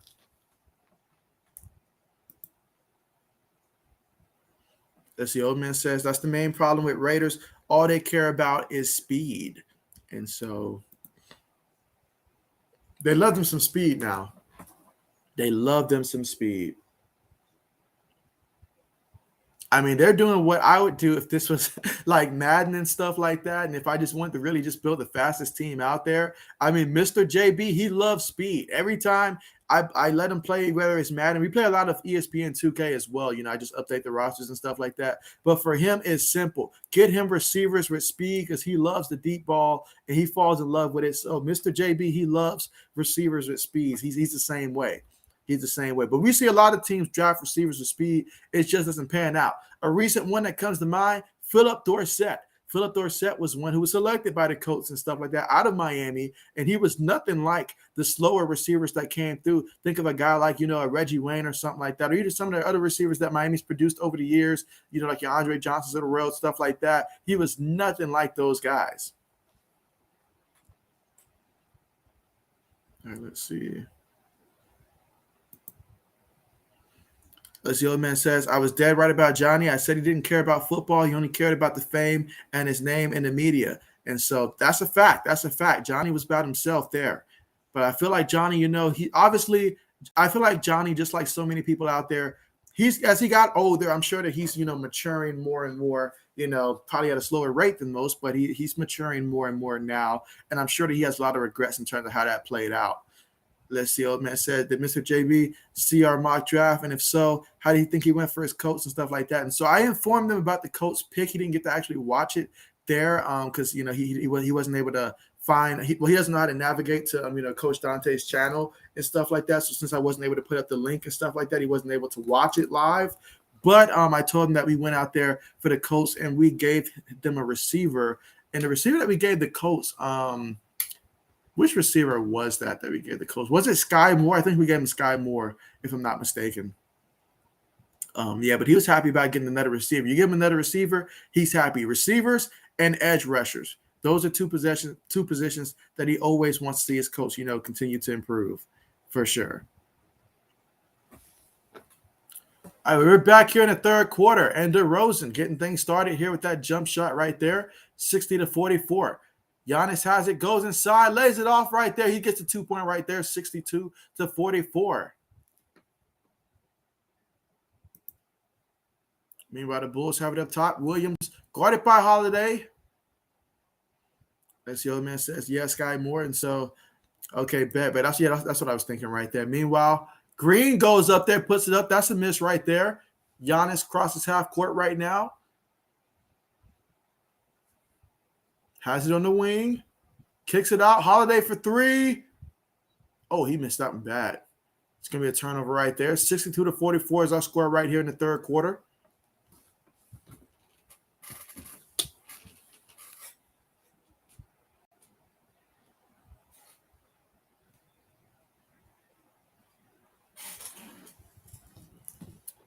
And so I'll tell you what, though, another thing about the NFL draft, I remember the class, I forget what year it was, but it was the year that Jake Locker and company got drafted. And I remember looking at all the quarterbacks in the class, and I was like, these guys are going to fall on their faces miserably. I was like, stay far away from any of these quarterbacks out there. I don't know if anybody from that class succeeded. If so, please enlighten me. But I felt like that class right there was like probably the worst I've seen from top to bottom. In that class right there, I was like, stay away from these guys because they were nothing in college. They were just guys that were handing the ball off for the most part. And so I would not have drafted those guys further than, honestly, I would not have drafted those guys beyond maybe the fifth round for a lot of those guys.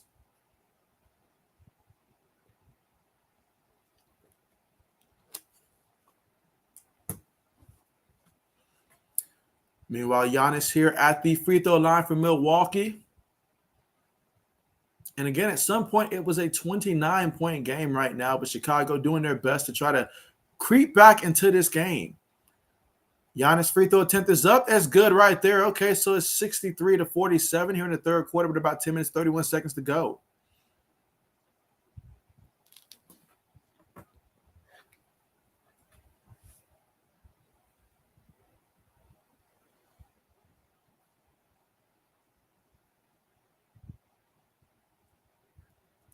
All right, free throw attempt is up, and that is good as well. Okay, so it's 64-47.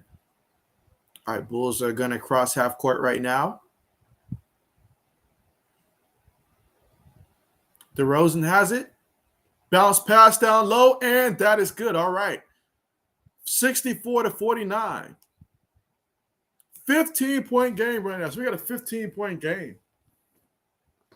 Does anybody believe Chicago can come back and win this game? Meanwhile, Portis Jr. gets the rebound off the miss. He puts it up there and is good. All right, so it's 66-49. Back to a 17-point lead right here from Milwaukee in the third quarter with about 9 minutes and 52 seconds to go. DeRozan bounce pass, kicks it out in the corner for three. Gets that one to fall. Okay. Giannis right now with the basketball. Getting a score right now is 66-52. Giannis kicks it out. Holiday for three, and Holiday missed that one, and the Bulls get the loose ball here, and they're going to turn on the speed, gets it inside, and gets that one to fall. So just like that, 66-54.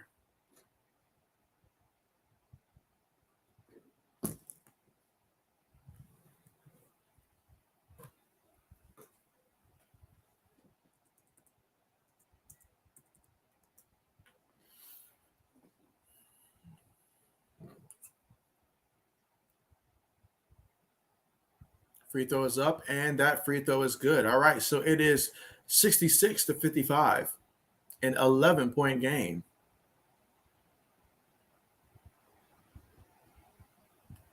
Milwaukee has to give up to Portis Jr. He gives it back up top, going to give it back to him. He's going to take the jumper, and he missed that one. All right, Chicago with the rebound right here. An 11-point game. Gives it up to DeRozan. Guarded by two guys, kicks it out. Three-point shot is up, and that is a miss right there. Milwaukee with their rebound here in the third quarter. 8 minutes and 52 seconds to go in the third. And that's going to be another turnover right there. The Bulls get it, and they turn the ball over themselves right now. And so Milwaukee has numbers advantage. Portis Jr. for three. Gets that one to fall. Okay, 69-55. So we got a full timeout called by the Chicago Bulls right now.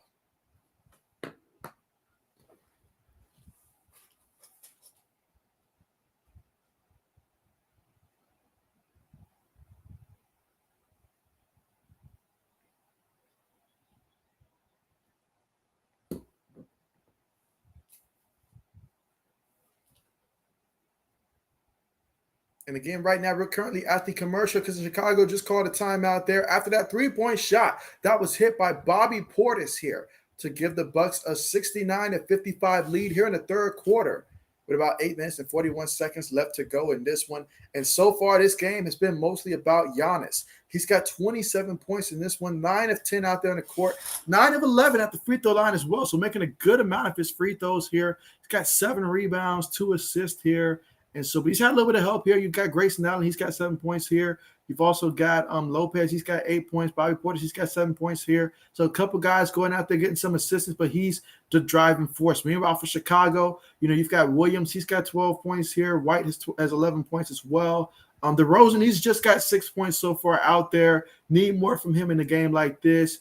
Brown Jr., he's got 6 as well. Jones, he's got 5 also. All right, let's see. So Old Man says, with how the NBA playoffs been going, Bulls can definitely make a comeback and win it.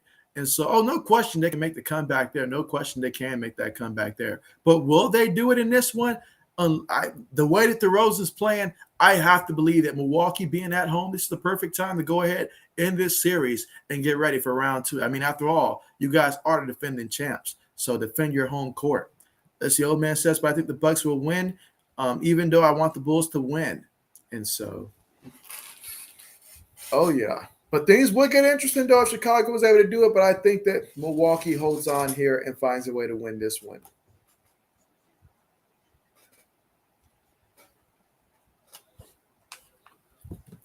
I'll tell you what, though. The Grizzlies and the Timberwolves series, extremely interesting. I mean, quite frankly, that series could be over if Minnesota knew how to hold on to a lead. I mean, they keep giving up these 25, 26-point leads and stuff like that they're holding on to in like the third quarter. You're going to lead that big. You got to be able to finish.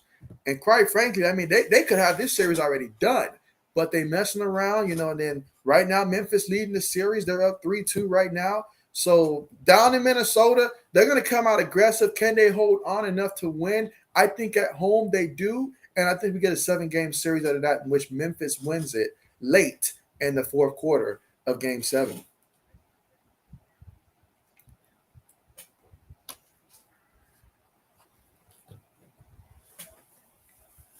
But again, right now, currently at the commercial right now.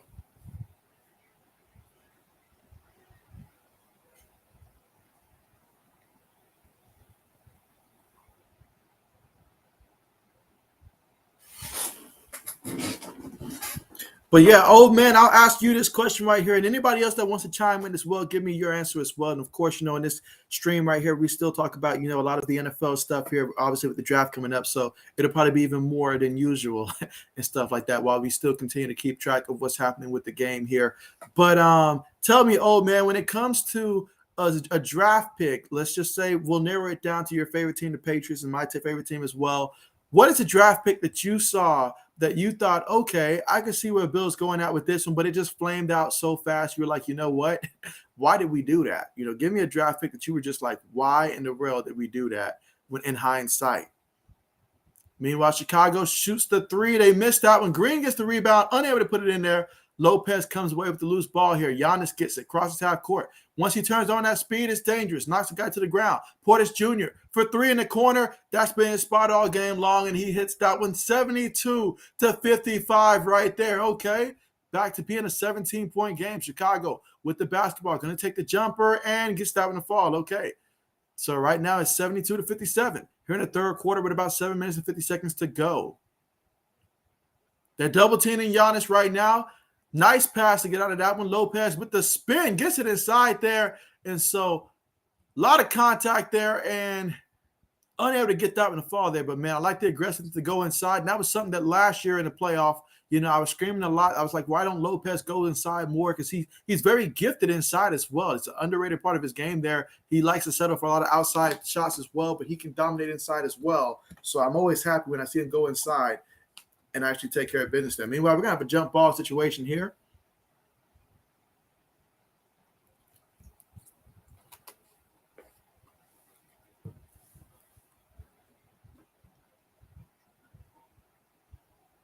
All right, so Chicago gets the ball here. DeRozan's got it. He makes the pass here. Gets in the corner. Three-point shot is up, and that is a miss. Let's see. Old man says, easy has to be in the kill area. I was pissed Bill Belichick picked him, but I can see why he liked the big body receiver who can go up and get it. And so certainly understand that pick right there. And so in hindsight, because at the time, I thought this pick, I found it interesting. I thought we actually had drafted Tom Brady's successor with this pick. Not talking about the Jimmy Garoppolo one, but when we selected Ryan Mallett in the draft. I remember that came out of nowhere. But I was thinking about it, and I was like, okay, Bill must really see something in this kid. This might work out. In hindsight, though, I'm like, why did we waste that pick on Ryan Mallett? Like, why? And so that's one for me right there. All right, so the Bulls cross half court here. Got a couple screens taking place here back court. They give it to DeRozan. DeRozan goes inside, takes the fadeaway jumper, missed that one. Ball goes out of bounds, and possession will go the other way. So it's going to be Milwaukee's basketball. And again, the score right now, let's see, because the scoreboard right here that I have is above my TV. All right, Milwaukee's going to inbound the ball here. Yeah, Milwaukee leads right now 76-57 here in the third quarter with 6 minutes and 18 seconds to go. Holiday gets the ball up. Three-point shot goes up. Three-point shot goes in. So they're extending that lead right there, 79-57. And again, we got about 6 minutes and 5 seconds to go in the third quarter. Bulls with the basketball here. Sets the screen for him. Makes the bounce pass to the guy cutting to the basket. He tried to pass it out there. That didn't work there, so he makes the other pass there. Missed that one as well. Get the offensive rebound again. Puts it up, and this time they get 2 points for it.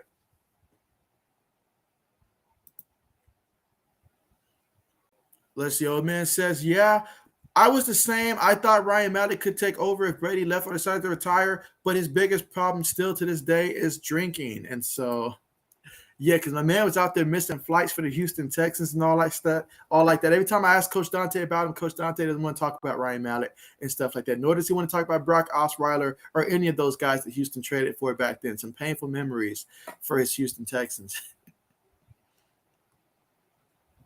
All right, but right now we've got DeMar DeRozan right now at the free throw line. He's got just 6 points so far in this one, so a pretty quiet game so far for him. He's going to go to the free throw line here. Free throw is up and gets that one to fall. All right, got another free throw coming up here. Again, right now the score is Milwaukee 79, Chicago 60.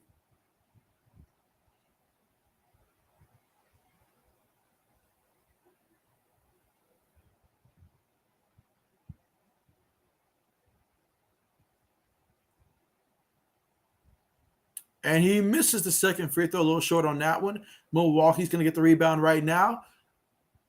Crosses half court right now, and let's see what they do. Sets the screen. Going to shoot the three-point shot. Missed that one. Chicago gets the rebound. DeRozan's going to cross half court here. Got about 5 minutes and 15 seconds to go in the third quarter. Makes the pass in the corner. Drives it, kicks it to the post. He kicks it out. White has it. And so three-point shot goes out after the pass, and the Bulls missed that one. Portis Jr. with the rebound here for Milwaukee. Holiday's going to bring it up. Two guys on him, kicks it out to Portis Jr. He gives the ball to Grayson Allen, but there's a foul called here, so a foul was called on that one.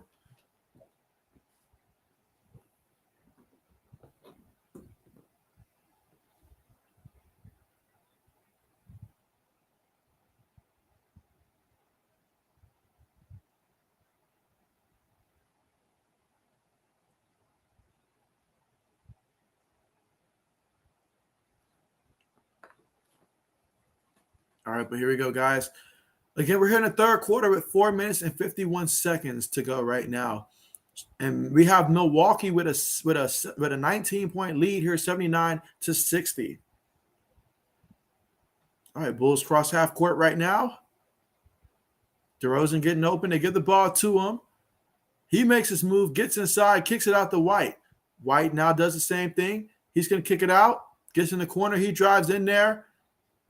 Oh, they're going to call the foul there against Brook Lopez there. He tried to go against the taller defender there and drew the foul.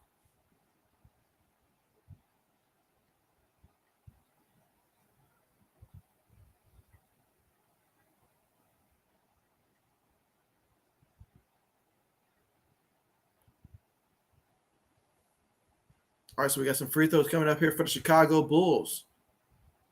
First free throw attempt is up, and that is a miss. Too short on that one.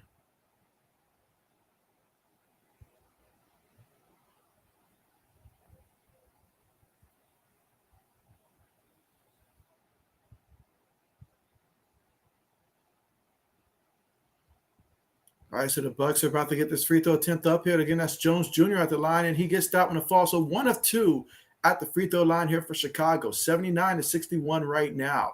18-point lead here for Milwaukee. Holiday has the ball right now. Gives the ball to Grayson Allen. They set the screen for him. Allen still has it. Drives inside. Kicks it out the last second to Carter. Carter's got it. Steps back with it. Still has it. Guarded by DeRozan. He wants to take DeRozan. He goes inside there. Kicks it in the corner. Konar puts it up and gets that one to fall. Okay, nice three-point shot there. And so Milwaukee hosts an 82-61 lead here in the third quarter. And so they set the pick there for DeRozan. He has it. Makes the pass to the guy cutting to the basket. Oh, what a block there. Grayson Allen with the basketball here. He gives the ball up to Holiday. Holiday has it, gets inside, kicks it out. And so Cunningham again shoots, and he again gets another three-point shot here. That's back-to-back three-point shots from a man here, Pat Connaughton. And so, therefore, Milwaukee hosting an 85-61 lead right now in the third quarter with about 3 minutes and 47 seconds to go.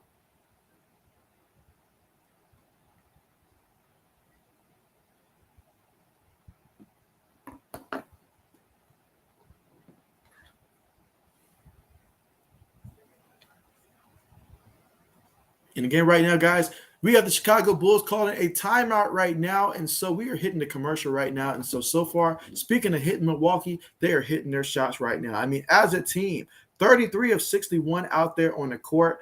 I mean, Giannis, he's got 29 points. Bobby Portis got 10 points in this one as well. Holiday's got 7. Matthews, he's got 8. Lopez is 8. Then off the bench, you've got Cunningham. He just hit back-to-back threes there, 4 of 6 from three-point range there. He's got 12 points in this one. Grayson Allen has 7 points as well. And so right now, they're just too much for the Chicago Bulls right now. Chicago as a team, as a unit, 24 of 63 out there in the court. They are 9 of 35 from three-point range, guys. 9 of 35 from out there three-point range, guys. And 4 of 6 from the free throw line. So not too many free throws so far for them in this one. And, I mean, You look at DeRozan, he's got 7 points in this one. You look at Williams, he's got 12 points here. Nicolai's got 11 points here as well. So does White for Chicago. But ultimately, they're getting outplayed by the Milwaukee Bucks so far in this one. Well, let's see where we are right now in terms of how many thumbs up we have right now. And let's see by the time this is over, can we exceed 15 thumbs up here? Let's see if we can achieve that goal.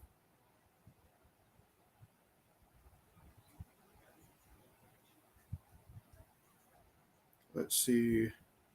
So right now we are currently at 7 thumbs up here. So that's great right there. Let's see if we can get a couple more thumbs up going here. And also, if you're someone that's new to the channel, make sure you are subscribed to the channel as well. Again, just a heads up, the next 3 days, it's going to be all NFL draft coming from here, guys. I will definitely be covering the NFL draft there. While it goes on, we'll be talking about, the picks and stuff like that, these players, what's going on, who's winning the draft. Everything just related to the NFL is going to be taking place in terms of tomorrow through Saturday. Certainly looking forward to that. On Friday, we'll have the sports splits come through. He'll join us for that as well. And then I'm still working on Jay and the Bay to see if any of the 3 days will work for him. But if not, that works out fine as well. And then, of course, if Old Man will be able to join us any of those days, any or all of those days, either way, definitely that'll be welcome as well. So certainly a lot to look forward to coming up, guys. The NFL draft is tomorrow. This is the last day before we start to find out tomorrow how that first round's going to go and how that board's going to shape out.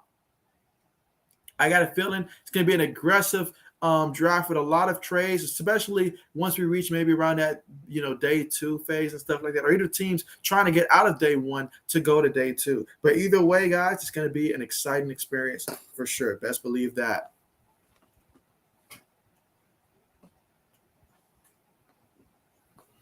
But again, right now, currently at the commercial right now.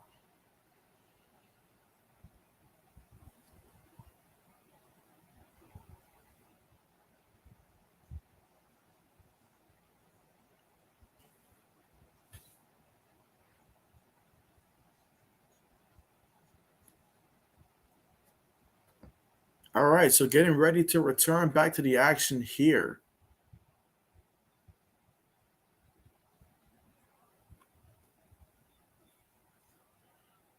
All right, so Chicago bringing the ball up here. Milwaukee applying pressure right now. Again, they sensed an opportunity here. They want to take the remaining hopes away here from the Bulls.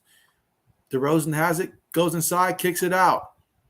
They give it back to DeRozan. He takes the jumper, and he misses that one. Covington gets the rebound here, gives it up to Holiday. Holiday has the ball right now. Holiday makes the pass out there, kicks in the corner. This time, Grayson Allen, he's going to shoot, and he's going to get this 3 to fall here. So Milwaukee right now, it is raining from downtown for them. Not sure if I showed this one already, but let's see. Old Man says, dang, the Bulls can't make a 3 to save their life. Williams in the corner for 3. Gets that one to fall. All right, so 88-64. Milwaukee has it. Holiday with the ball right now. Going to make his move. Shot goes up. Missed that one. Chicago with the basketball right now. Kicks it to DeRozan. Going to set the screen for him. DeRozan has it. Kicks it out in the corner. 3-point shot goes up for the Bulls, and he missed that one. But they get the rebound there, and doesn't matter. They're going to call a foul there.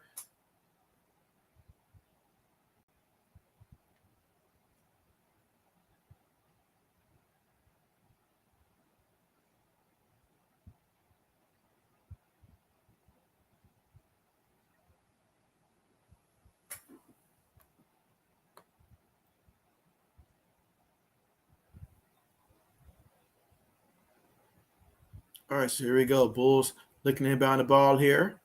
Gives it to DeRozan. Bounce pass. Kicks in the corner. He's going to drive inside there. Lost the ball there. It was ripped. And so, therefore, Giannis has the ball there for the Bucks. They're up 88-64. He makes the pass here. Grayson Allen, no hesitation in this game. He missed that one, though. Ball goes out of bounds, and it's going to be the Chicago Bulls basketball here. In the third quarter with about 2 minutes and 19 seconds left to go. All right, DeRozan with it. He makes the pass in the corner. 3-point shot goes up, and that is going to be a miss right there. All right, Holiday with the basketball here. Crosses half court right now. About 2 minutes and 4 seconds to go. Steps back. for three. Missed that one. All right, gives it up to DeRozan right there. Makes the pass. Going to kick it out. Three-point shot goes up and missed that one. All right, so Giannis with the basketball right now. Crossed half court here. Got to watch out in these situations here. He's so good at it, and he gets 2 points right there. This is what he does best. 90-64 right now, and they are literally running the Bulls out of this arena.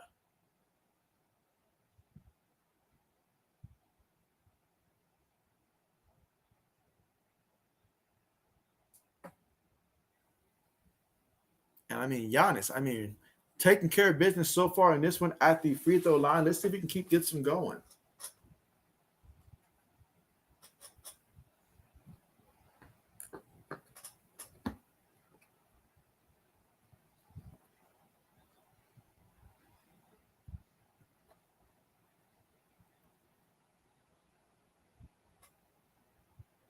All right, so here we go, guys. Shooting one free throw there to try to get the and one here for Milwaukee.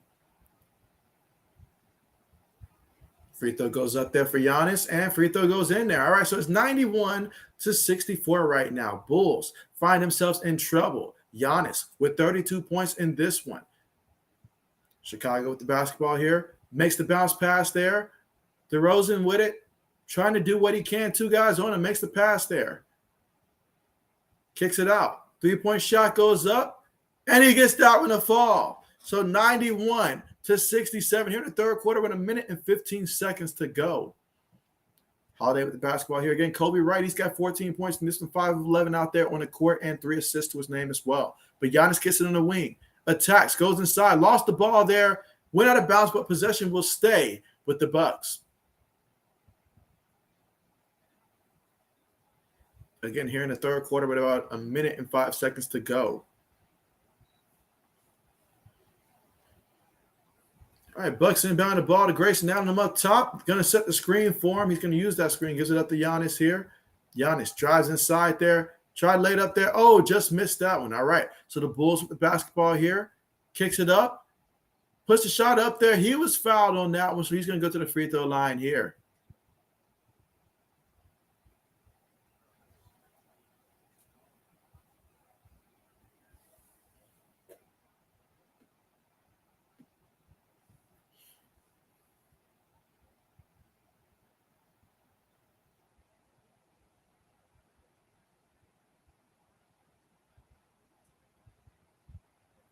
All right, so here goes Green here at the free throw line. First one goes up.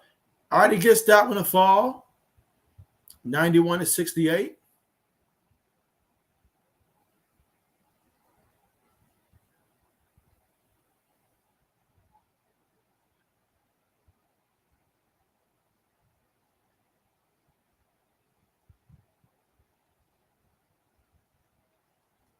All right, he misses that one, so Giannis gets the rebound here. All right, so Holiday's got it right now. Going to score right now. Milwaukee 91, Chicago 68 here in the third quarter with about 40 seconds to go. Cunningham puts the shot up there, and he missed that one. He had hit a couple threes earlier in this one, back-to-back. Bulls with the basketball here. Got about 32 seconds to work with. Gets it down low in the post, kicks it out there. Jones Jr. gives it back down low in the post. Pass it to the other side there. Three-point shot goes up there. Missed that one. Milwaukee gets the rebound here. Holiday has it. It's about 20 seconds left to work with here in the third quarter. So the last 13 seconds left in the third quarter. Right now, Milwaukee leading 91-68, and they're trying to make sure that they put the clamps here on the Bulls and end their season. Giannis puts that jumper up there. Not going to fall. And so Chicago forced to throw that one up there. No good. And at the end of the third quarter, Milwaukee leads this one 91-68 in this one.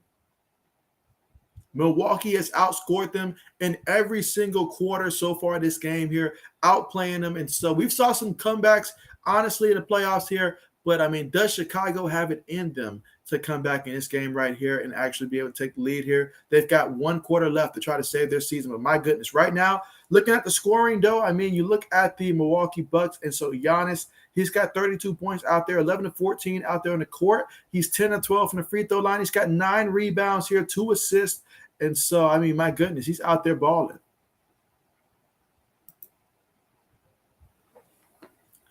And so Braden says, doesn't surprise me. The Bucks are going to win this series. Wisconsin teams own Chicago teams. I mean, what can I say, Braden? He's got a fair point there. I mean, Packers over the Bears, that happens all the time. They're Milwaukee over the Bulls. That's happening here. Wisconsin over the Fighting Illini. That happens there. I mean, college basketball might be a little different there, but for the most part, that holds up. So absolutely.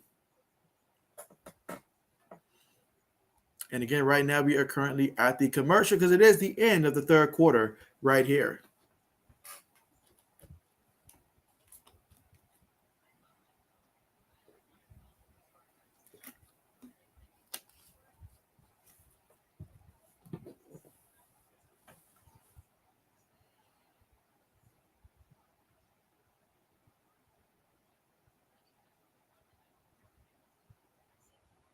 But yes, certainly we'll be looking forward though to the next round though for sure, especially with Milwaukee if they advance like they should do and all like that. Which I'll just go ahead and say that they're going to advance. Certainly looking forward to seeing that next round for sure with Milwaukee. That'll be a fun one. Celtics and Bucks would love to see that.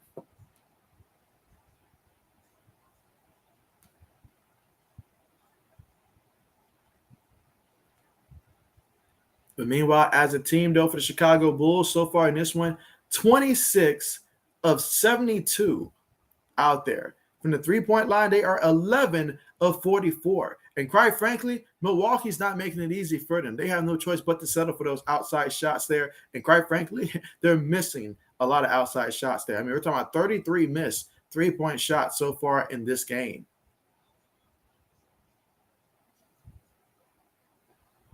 Meanwhile, from Milwaukee, they are 36 of 70 out there on the court, 11 of 29 from three-point range. And again, just waiting for the commercial to end and us to get back to start the fourth quarter.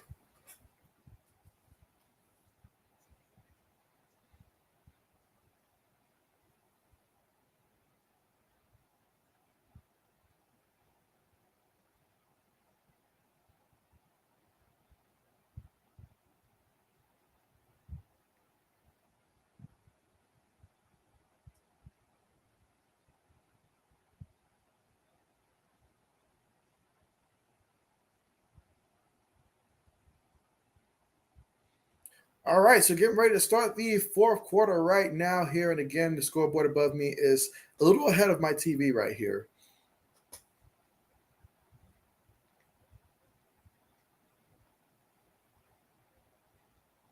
All right, so Carter with the ball here off the rebound here. I'm sorry, inbound here for Milwaukee. Grayson Allen's going in motion here. Giannis gets the ball here. Throws it down low to a Cunnington there. And he gets the easy 2 points there, 93 to 68.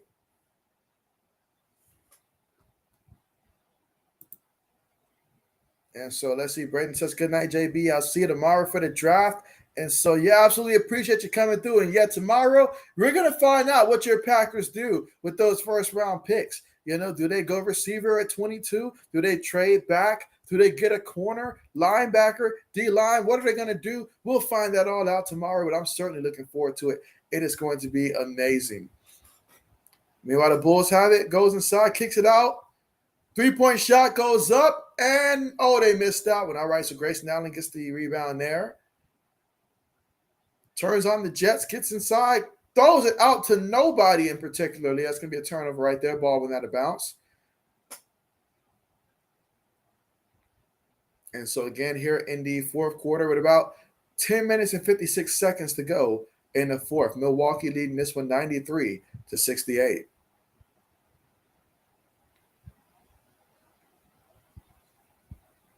DeRozan with the basketball here. They set the screen for him.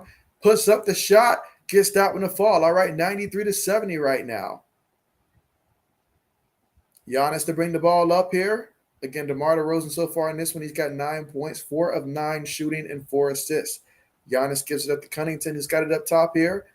Going to make the pass there, gets it back, drives inside. That's going to be a foul right there. Again, it's a 23-point game right now.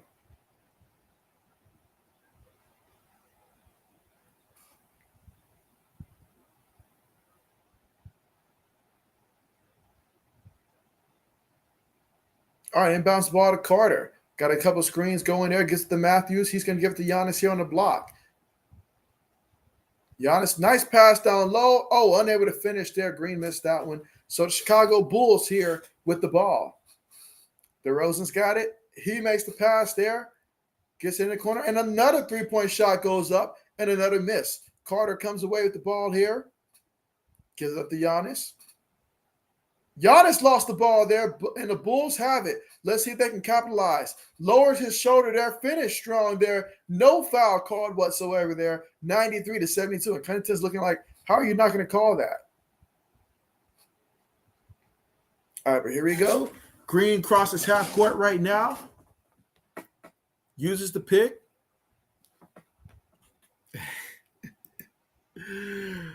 Let's see. Brayton says one last thing. The stream tomorrow will be presented by At Home with Baker Mayfield. And so that is not the case. Although Baker will be watching, hoping that his team, that he gets traded to a team that needs a quarterback. And he'll be looking to see which team select the quarterback and would it be a good fit for him to go to. Again, Baker thinks that he's going to be that guy in the future. We'll see, because if Pittsburgh takes a quarterback, that would make things very interesting for his situation and whether or not he gets an opportunity to find a home there, Seattle, Carolina, or just anywhere this season. Meanwhile, though, we have a full timeout called here by the Milwaukee Bucks right now, and the score is Milwaukee 93, Chicago 74. But yeah, Braden, you take care. Have a great night, and we will see you tomorrow. Tomorrow is the NFL draft, guys, and so that's all I'm going to be prepping for is upcoming the NFL draft, guys. Draft. That's what I'm thinking.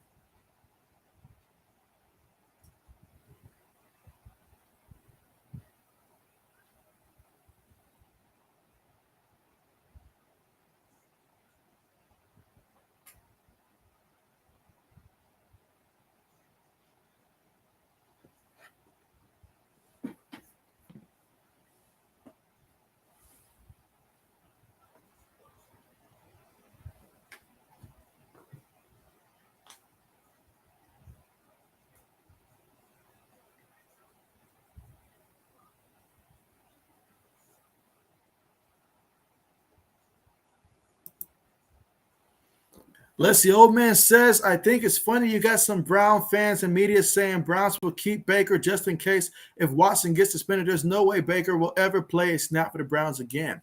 And so in theory, it would have made sense in theory, one, if Baker Mayfield was a team player to the point to where if he felt disrespected, if he would be able to put the team first, which he's not.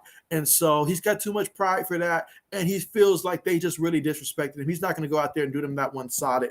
That's just not happening. Two, you went out there and you signed Jacoby Brissett just in case, Deshaun Watson got hurt. So clearly Cleveland understands that Baker would not be an option out there for that. And then you went out there, you picked up Joshua Dobbs as well as a third quarterback. So that tells me you're going to have to move on from Baker Mayfield. You're just going to have to do it. Quite frankly, who wants, after every single practice and all like that, Baker in front of the media causing waves and stuff, and just, in the locker room, just side-eyeing people and stuff like that? Who wants to put up with that? Certainly not me. So, they got to move on from him. It's going to be tough. You drafted this guy first, and you can't get anything close to what you want back in return. I get that. Believe me, some of us, we drafted a receiver in the first round. We can't get anything for that. Heck, if I'm a team that needs a quarterback, I'm reaching out for Jimmy Garoppolo first before Baker Mayfield personally. And so that's just me. If I'm Carolina, if I really want to take that route in terms of a different quarterback, that's the route I want to take. I want to reach out and see for Jimmy G first. I know it'll be a little costly there, but same with Baker, unless they cut him. But that's just my perspective on that one.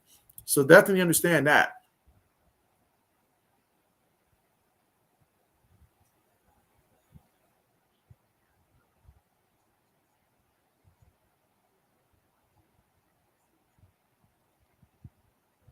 All right, we're getting ready to return back to the action here, guys. Again, Milwaukee leads this one 93-74 right now. Here in the fourth quarter with about 9 minutes and 18 seconds left to go. And so after that, guys, it's going to be full draft from here. Heck, who knows? Maybe even Saturday, post-draft and all like that. I might just dedicate Sunday just to reviewing all this stuff and all like that. So who knows when we'll get back to the NBA playoffs, but we will at some point. But it is going to be all NFL for the next couple of days and stuff like that. Meanwhile, Carter gets it off the inbound. He gives it up to Giannis. Going to give it to Covington here. 2 guys on him. He tried to make the pass there. Oh, this going to be a turnover. Bulls with the basketball. Makes the pass. And so he puts the shot up there, and Chicago unable to make that one count there. Portis Jr. gets the ball there in that crowd. So Giannis has it again. Right now, they are up 93-74. So Giannis winning their full speed there, able to draw the contact there, send him to the free throw line there. So Brown Jr. just on the wrong end of that. Let's see. Old man says, Dan, throw in the fact Dobbs said he's hyped to be in an all African-American quarterback room. So either Baker turned African-American or Dobbs knows something that those Browns fans media don't. And so I'll go with the latter on that one. But I find that interesting that he said that right there. Wow. Matter of fact, oh man, on the Miami Dolphins roster, who's their third string quarterback? I know they picked up, I think it was it Teddy Bridgewater in the offseason. Obviously, they have Tua.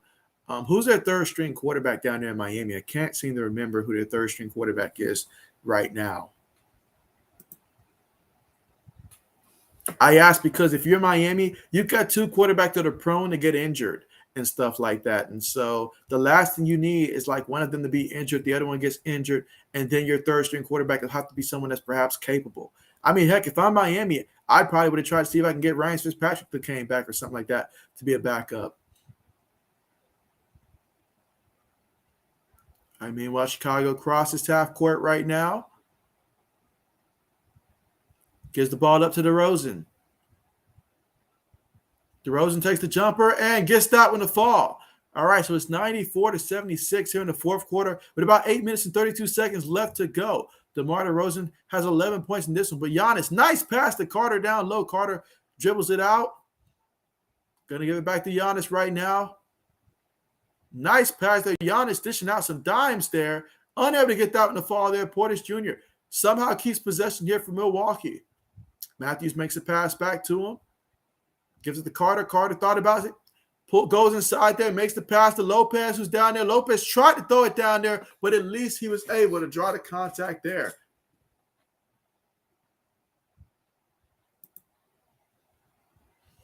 Let's see. Old man says, as of right now, Chris Streveler. And so Chris Streveler does not resonate a bell for me here. So I must be out of the loop in terms of Chris Streveler from Miami. I have to look him up real quick.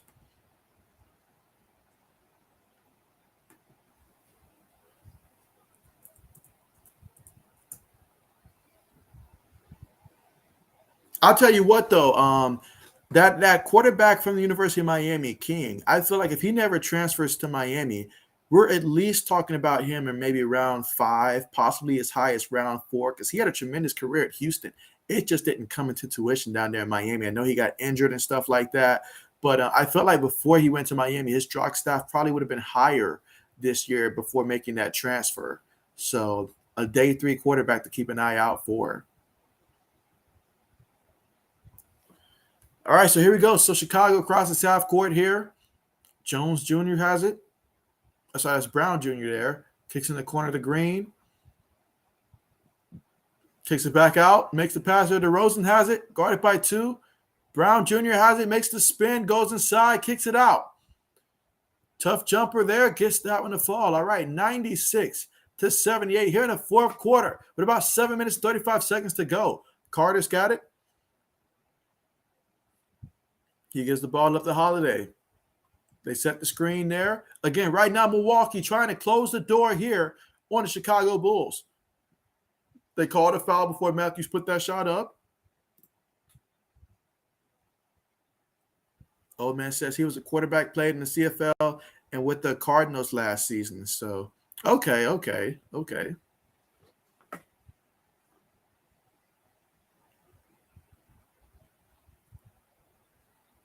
All right, so right now we've got Holiday with the basketball here. They're going to set the screen for him. We've got about 7 minutes and 18 seconds left to go in the game. Holiday going to try to post up here. Got 3 seconds to work with. Puts a shot up there. Too short on that one. Missed that one. But we got a foul call.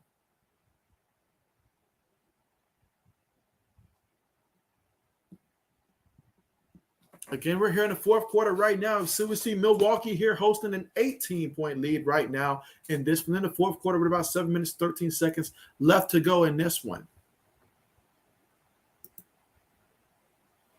As the old man says, it was signed by the Ravens before last season ended. I'll tell you what though, old man, when it comes to tomorrow's, I don't think it'll happen tomorrow, but around day 3, I'll be watching to see what Indianapolis does in terms of that backup quarterback role. Will they come out of there with another quarterback? I know they drafted the kid from Texas last year. I just don't think that he's going to be, that he should be that backup role there. And so obviously, Matt Ryan, if you can get a quarterback in day 3 for them that, comes in with some type of potential and hype, that might be a good move for Indianapolis in day 3. Meanwhile, Chicago, speaking of great moves, hits that 3-point shot right there to make it a 16-point game. Milwaukee leading this one 97-81 right now. Holiday gives it up to Carter, who gives it up to Bobby Portis Jr. in the corner. So he puts his back to the defender, gets it down low to Holiday versus DeRozan. He kicks it out there. BP puts the shot up there, and he missed that one. But Lopez tips it out there. Carter with the basketball right now. He gives it up to Matthew. Matthew gives it back to Carter up top. Lopez coming to set the screen for him. He does. Carter bounce past to Holiday, who finishes at the rim. And so Milwaukee, excellent team play on that one right there. They lead 99-81 right now, an 18-point game. Chicago with the basketball right now. Kicks it inside. It's going to be a turnover. Great job to jump for that pass right there by Carter. So Carter gets inside there, tried to draw some contact there. Ball goes out of bounds. The possession will stay with Milwaukee.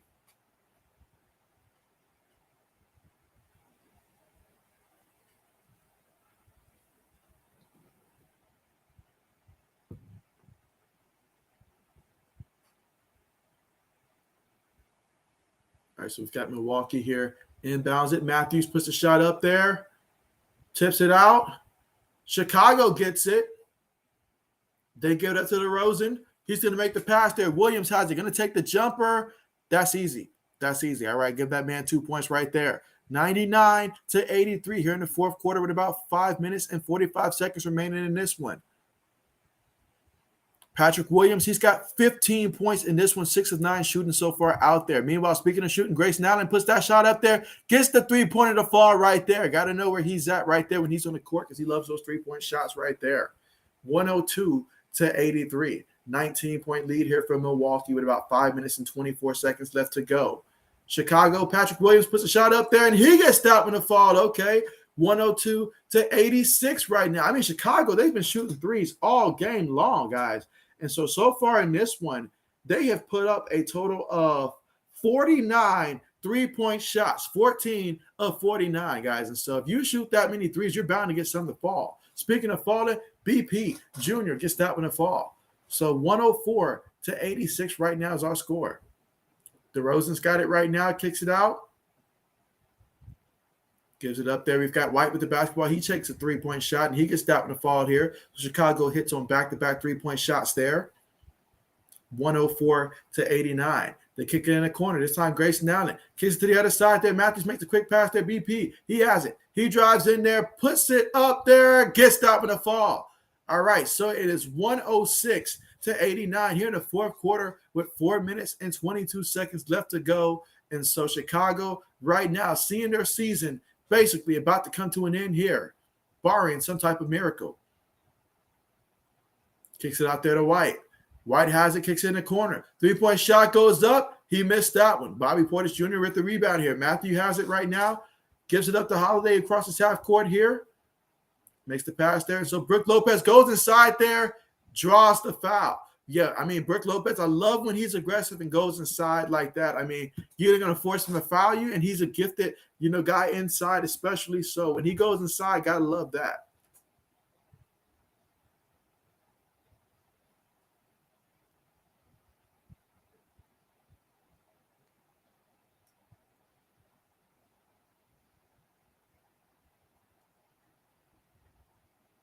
All right, so here we go here.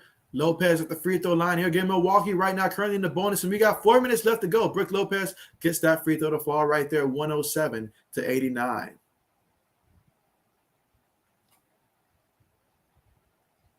All right, so we have a timeout call right now. So the timeout is called here, and so Again, the score right now 107-89.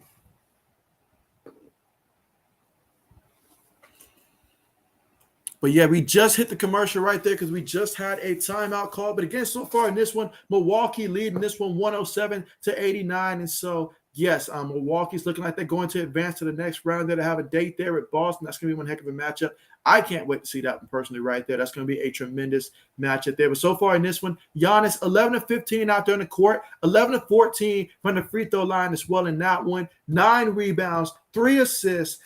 33 points. And so, I mean, but he's not the only one in double-digit scoring. Matter of fact, I mean, you've got Brook Lopez contributing for 11 points there. Bobby Portis Jr., he's got you 14 points. He's got you 17 rebounds as well. So very active out there. You've got Drew Holiday. He's got 10 points in this one. Then off the bench, you've got Connaughton. He's got 14 points there, 4 of 7 3-point shooting. Grayson Allen, he's got 13 points as well. And so, I mean, a lot of things are going out there. I mean, this entire game, they're shooting about 50% out there in the court, 40 of 80 out there on the field right there. So you got to love that from Milwaukee. Meanwhile, for Chicago, I mean, you've got Patrick Williams. He's got 20 points here. He's the leading scorer here for the Bulls. White off the bench gave him 17 points here tonight as well. Brown Jr., he's got you 8. DeMar DeRozan, he's got you 11 points, 5 of 10 out there. Felt he should have been a little bit more aggressive today.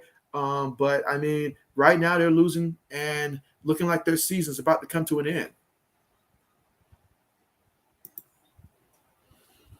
All right, let's see. Old man says that Elon Musk tweeted out next, I'm buying Coca-Cola to put the cocaine back in. A lot of people don't know that they really did us to put the cocaine in Coca-Cola. And so, oh yeah, back then.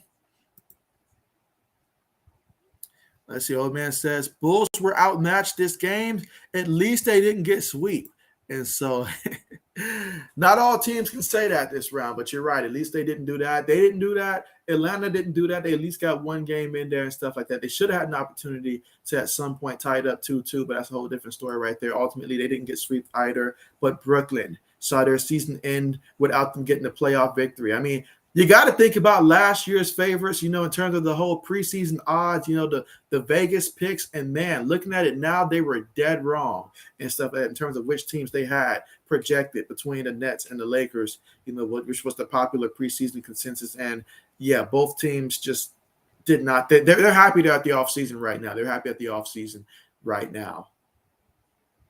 But again, if you're just tuning in, make sure you guys press the thumbs up button. And also, if you're someone that's new, make sure you go ahead and press the subscribe button to the channel here. And so in addition to these playoff games here, over the next couple of days here, I'll be focusing on the NFL draft. This channel, I primarily do a lot of NFL content, but I also, when the NBA gets close to the playoff times, do that as well. Do some college football, college basketball, all that stuff as well. But of course, for me, mostly focusing on that. I will be adding a little bit more gaming content as well once things start to slow down after the NBA playoffs and all that stuff. But yeah, this is a great time to be a part of the JB Nation for sure. Let's see. Old man says, how do you feel about Trae Young? I'm starting to think he might be a little bit overrated. He's a star, but not a superstar. I mean, Trae Young, I think you said it right there. He's a star, but he's not a superstar. And so what does that mean exactly? That means he's someone that, you can win with someone like that. But for someone like him, I like how the Phoenix Suns for Devin Booker, how they have, someone like Chris Paul and stuff like that. And I feel like with a guy like Trae Young, you need to have a guy like that in the backcourt with you. So when the situation gets tough, and if he's not having a good game, you have someone else that can come in there and just hold it down and help things out here. And so you got to give him a couple pieces like that around him and do a little bit more. He's not going to be able to just will a team like we see Giannis do sometimes with the Milwaukee Bucks, and his team feeds off of that. I mean, don't get me wrong. Trae will give you moments here, but you got to construct this team a little bit differently. So when teams come after him and double team him or just try to take him out of the game and they throw his game off, you're going to need some other pieces that can come in there and close it. So that's what I feel about him. That's what I feel about him right there. But you know what? I like for him, him with the Hawks, I like it, but you're still going to add some more pieces around to really be able to take this team to the next level.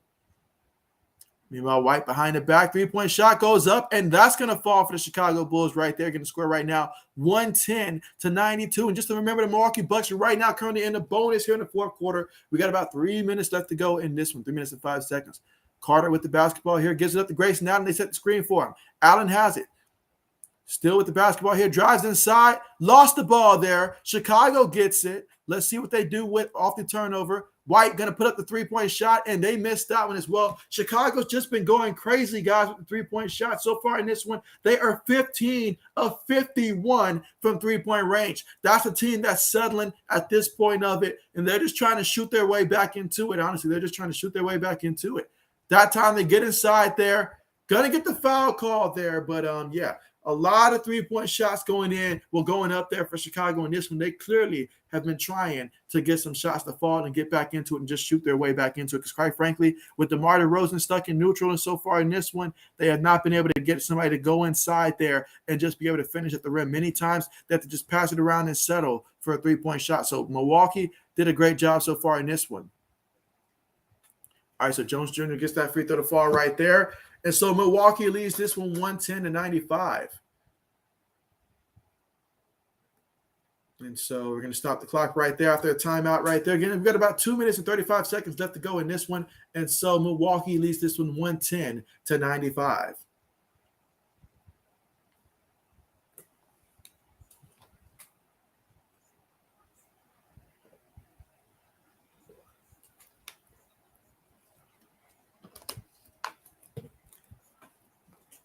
And again, right now we're currently at the commercial here, but this game will soon be done, and so will the Chicago Bulls season. But I will say this on Chicago, they had a great season right there. Obviously, no Lonzo there. That didn't help you. That didn't do you any favors right there. But, I mean, just looking at the regular season, there was a moment where, many people had DeMar DeRozan in that MVP conversation. They certainly made the right move bringing him in. I like the pieces that they brought in to construct here for the Chicago Bulls. So this is a team right here that, although this is a disappointing end to the season right here, you got to feel good about the future here of your Chicago. And so certainly this is going to be a team to watch in the offseason here and then again next year. Meanwhile, for Milwaukee, you're out there trying to continue to defend your championship and see if you can start to win, a consecutive one. But next round is going to be a tough one. It is going to be a tough one. Obviously, you lost Chris Middleton there. That's going to be huge there. I mean, if they still had him in this one, look out. But without him right there, I mean, obviously, Holiday, he's a guy that's got to step up consistently. But I'm seeing some guys come in here and step up. So this is still a team that's playing with the expectation of getting to the NBA Finals and defending their championship. So a lot to like about this Milwaukee team. And face it, they're a group of guys that, it's easy to root for them. I mean, these are guys that have embraced the community. They like each other. They like playing for each other and stuff like that. And they go hard out there every time on the court.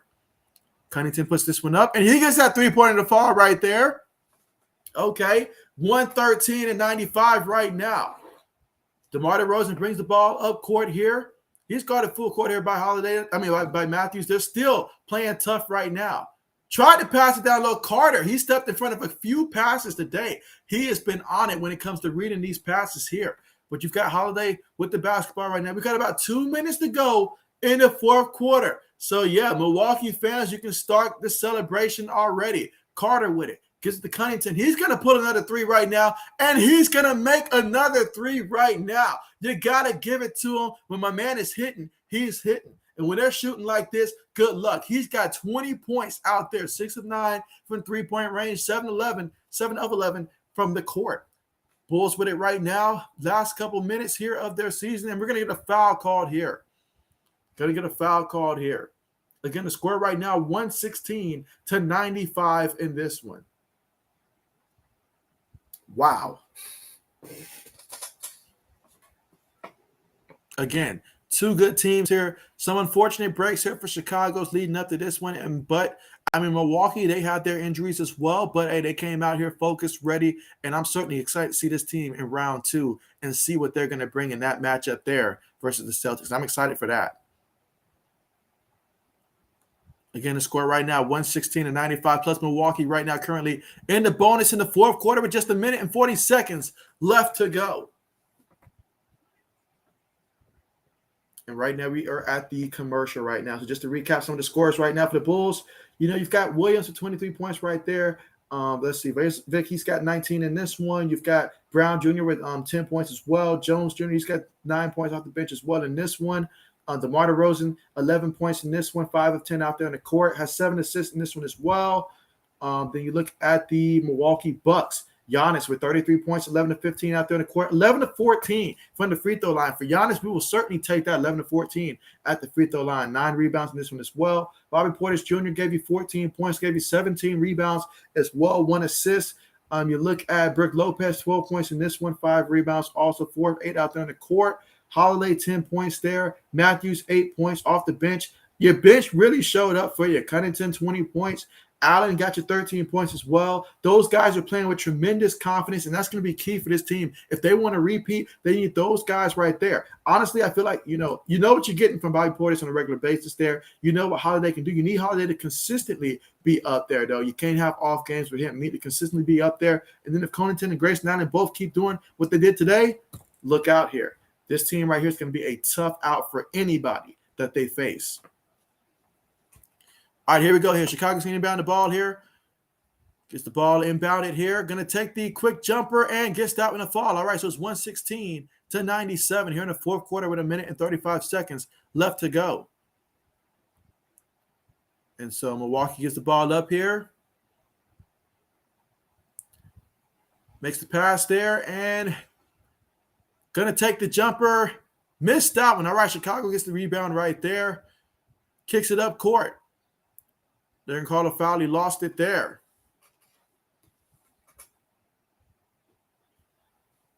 But, yeah, congratulations to Milwaukee here. Getting this victory today, that is big time for them, guys. Big time for them. And, of course, I'm excited to see how this team is going to go out the rest of the way. And so, Mike, what's good with you, Mike? What's good with you? You say last-minute draft notes. And so, certainly, let me have it here, Mike. Absolutely.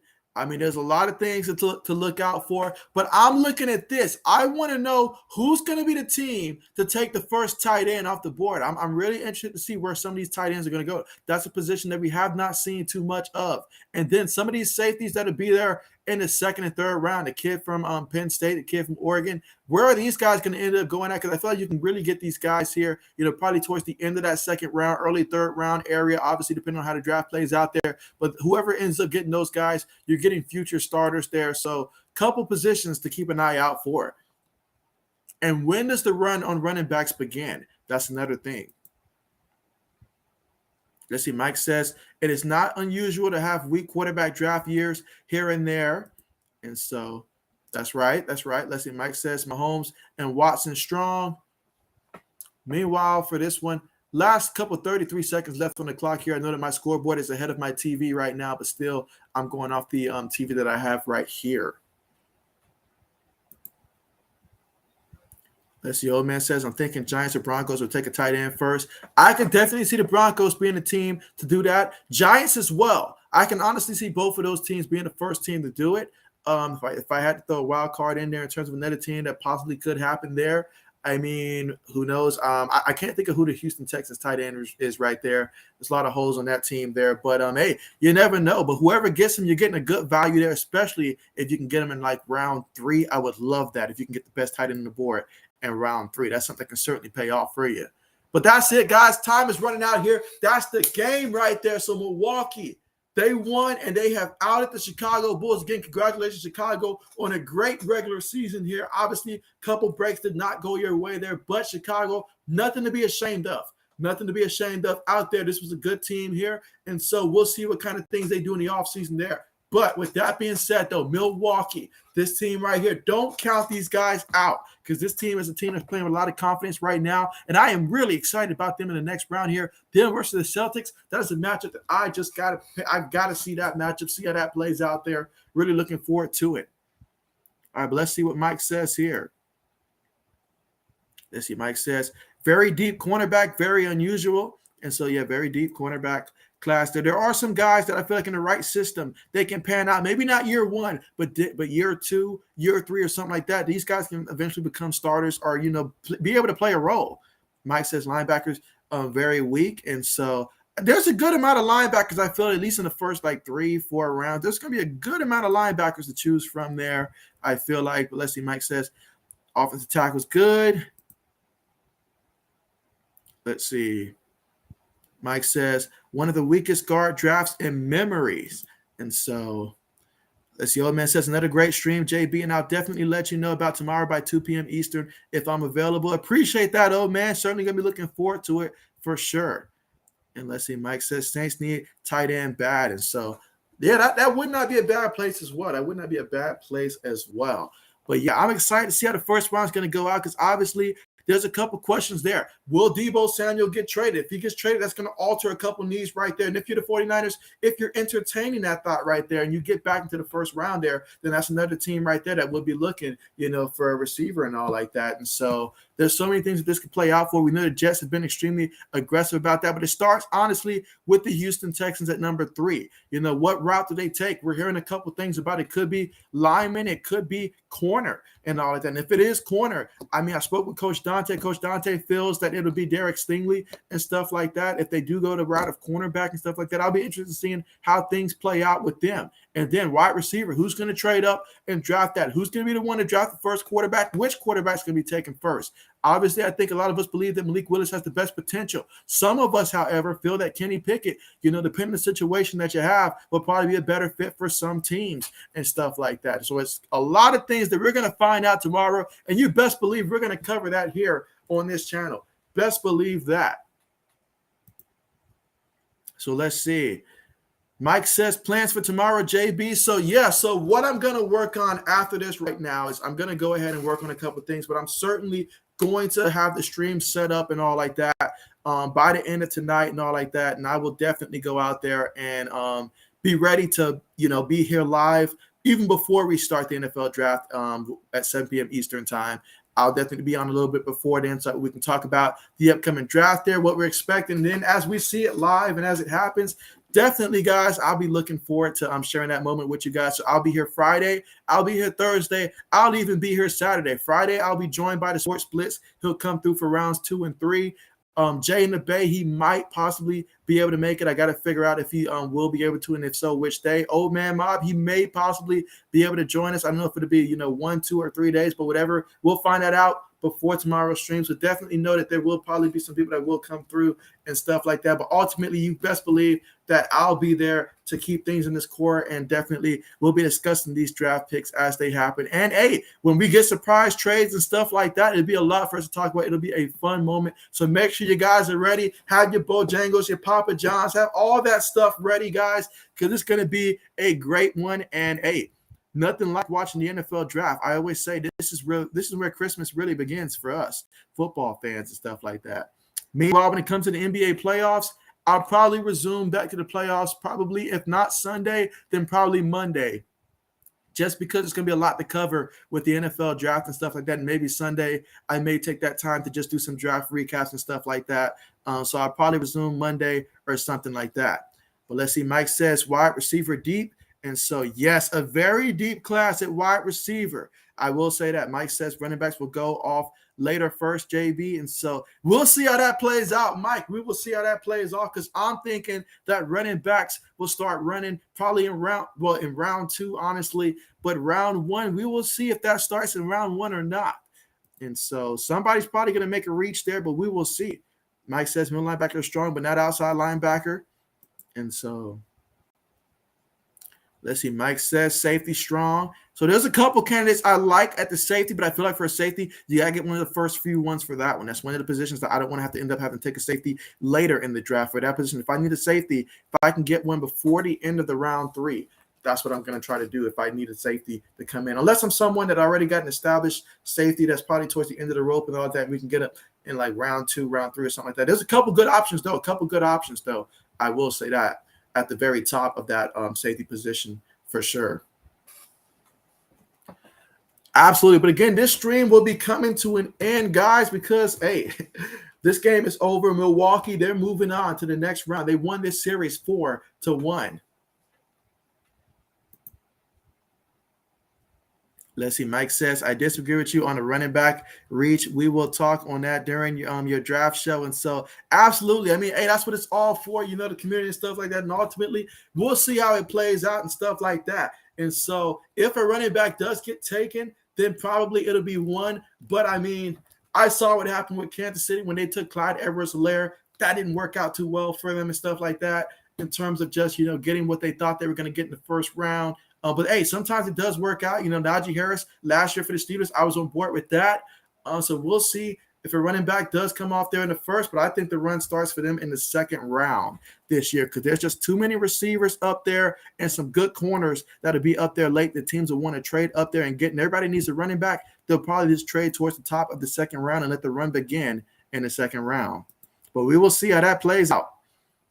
Let's see. Mike says later, JB, we'll check out your draft party. Appreciate that, Mike. Appreciate that. So, yeah, everybody, thank you so much for coming through here. It's been great. It's been real. And tomorrow, we're finally at the NFL draft. So I'm excited about that, guys. But with that being said, you guys have a great night. You guys take care. And so, yeah, my night's not going to be done, though, because I've got plenty of draft preparation and stuff like that to do. But, yeah, you guys take care and see you next time.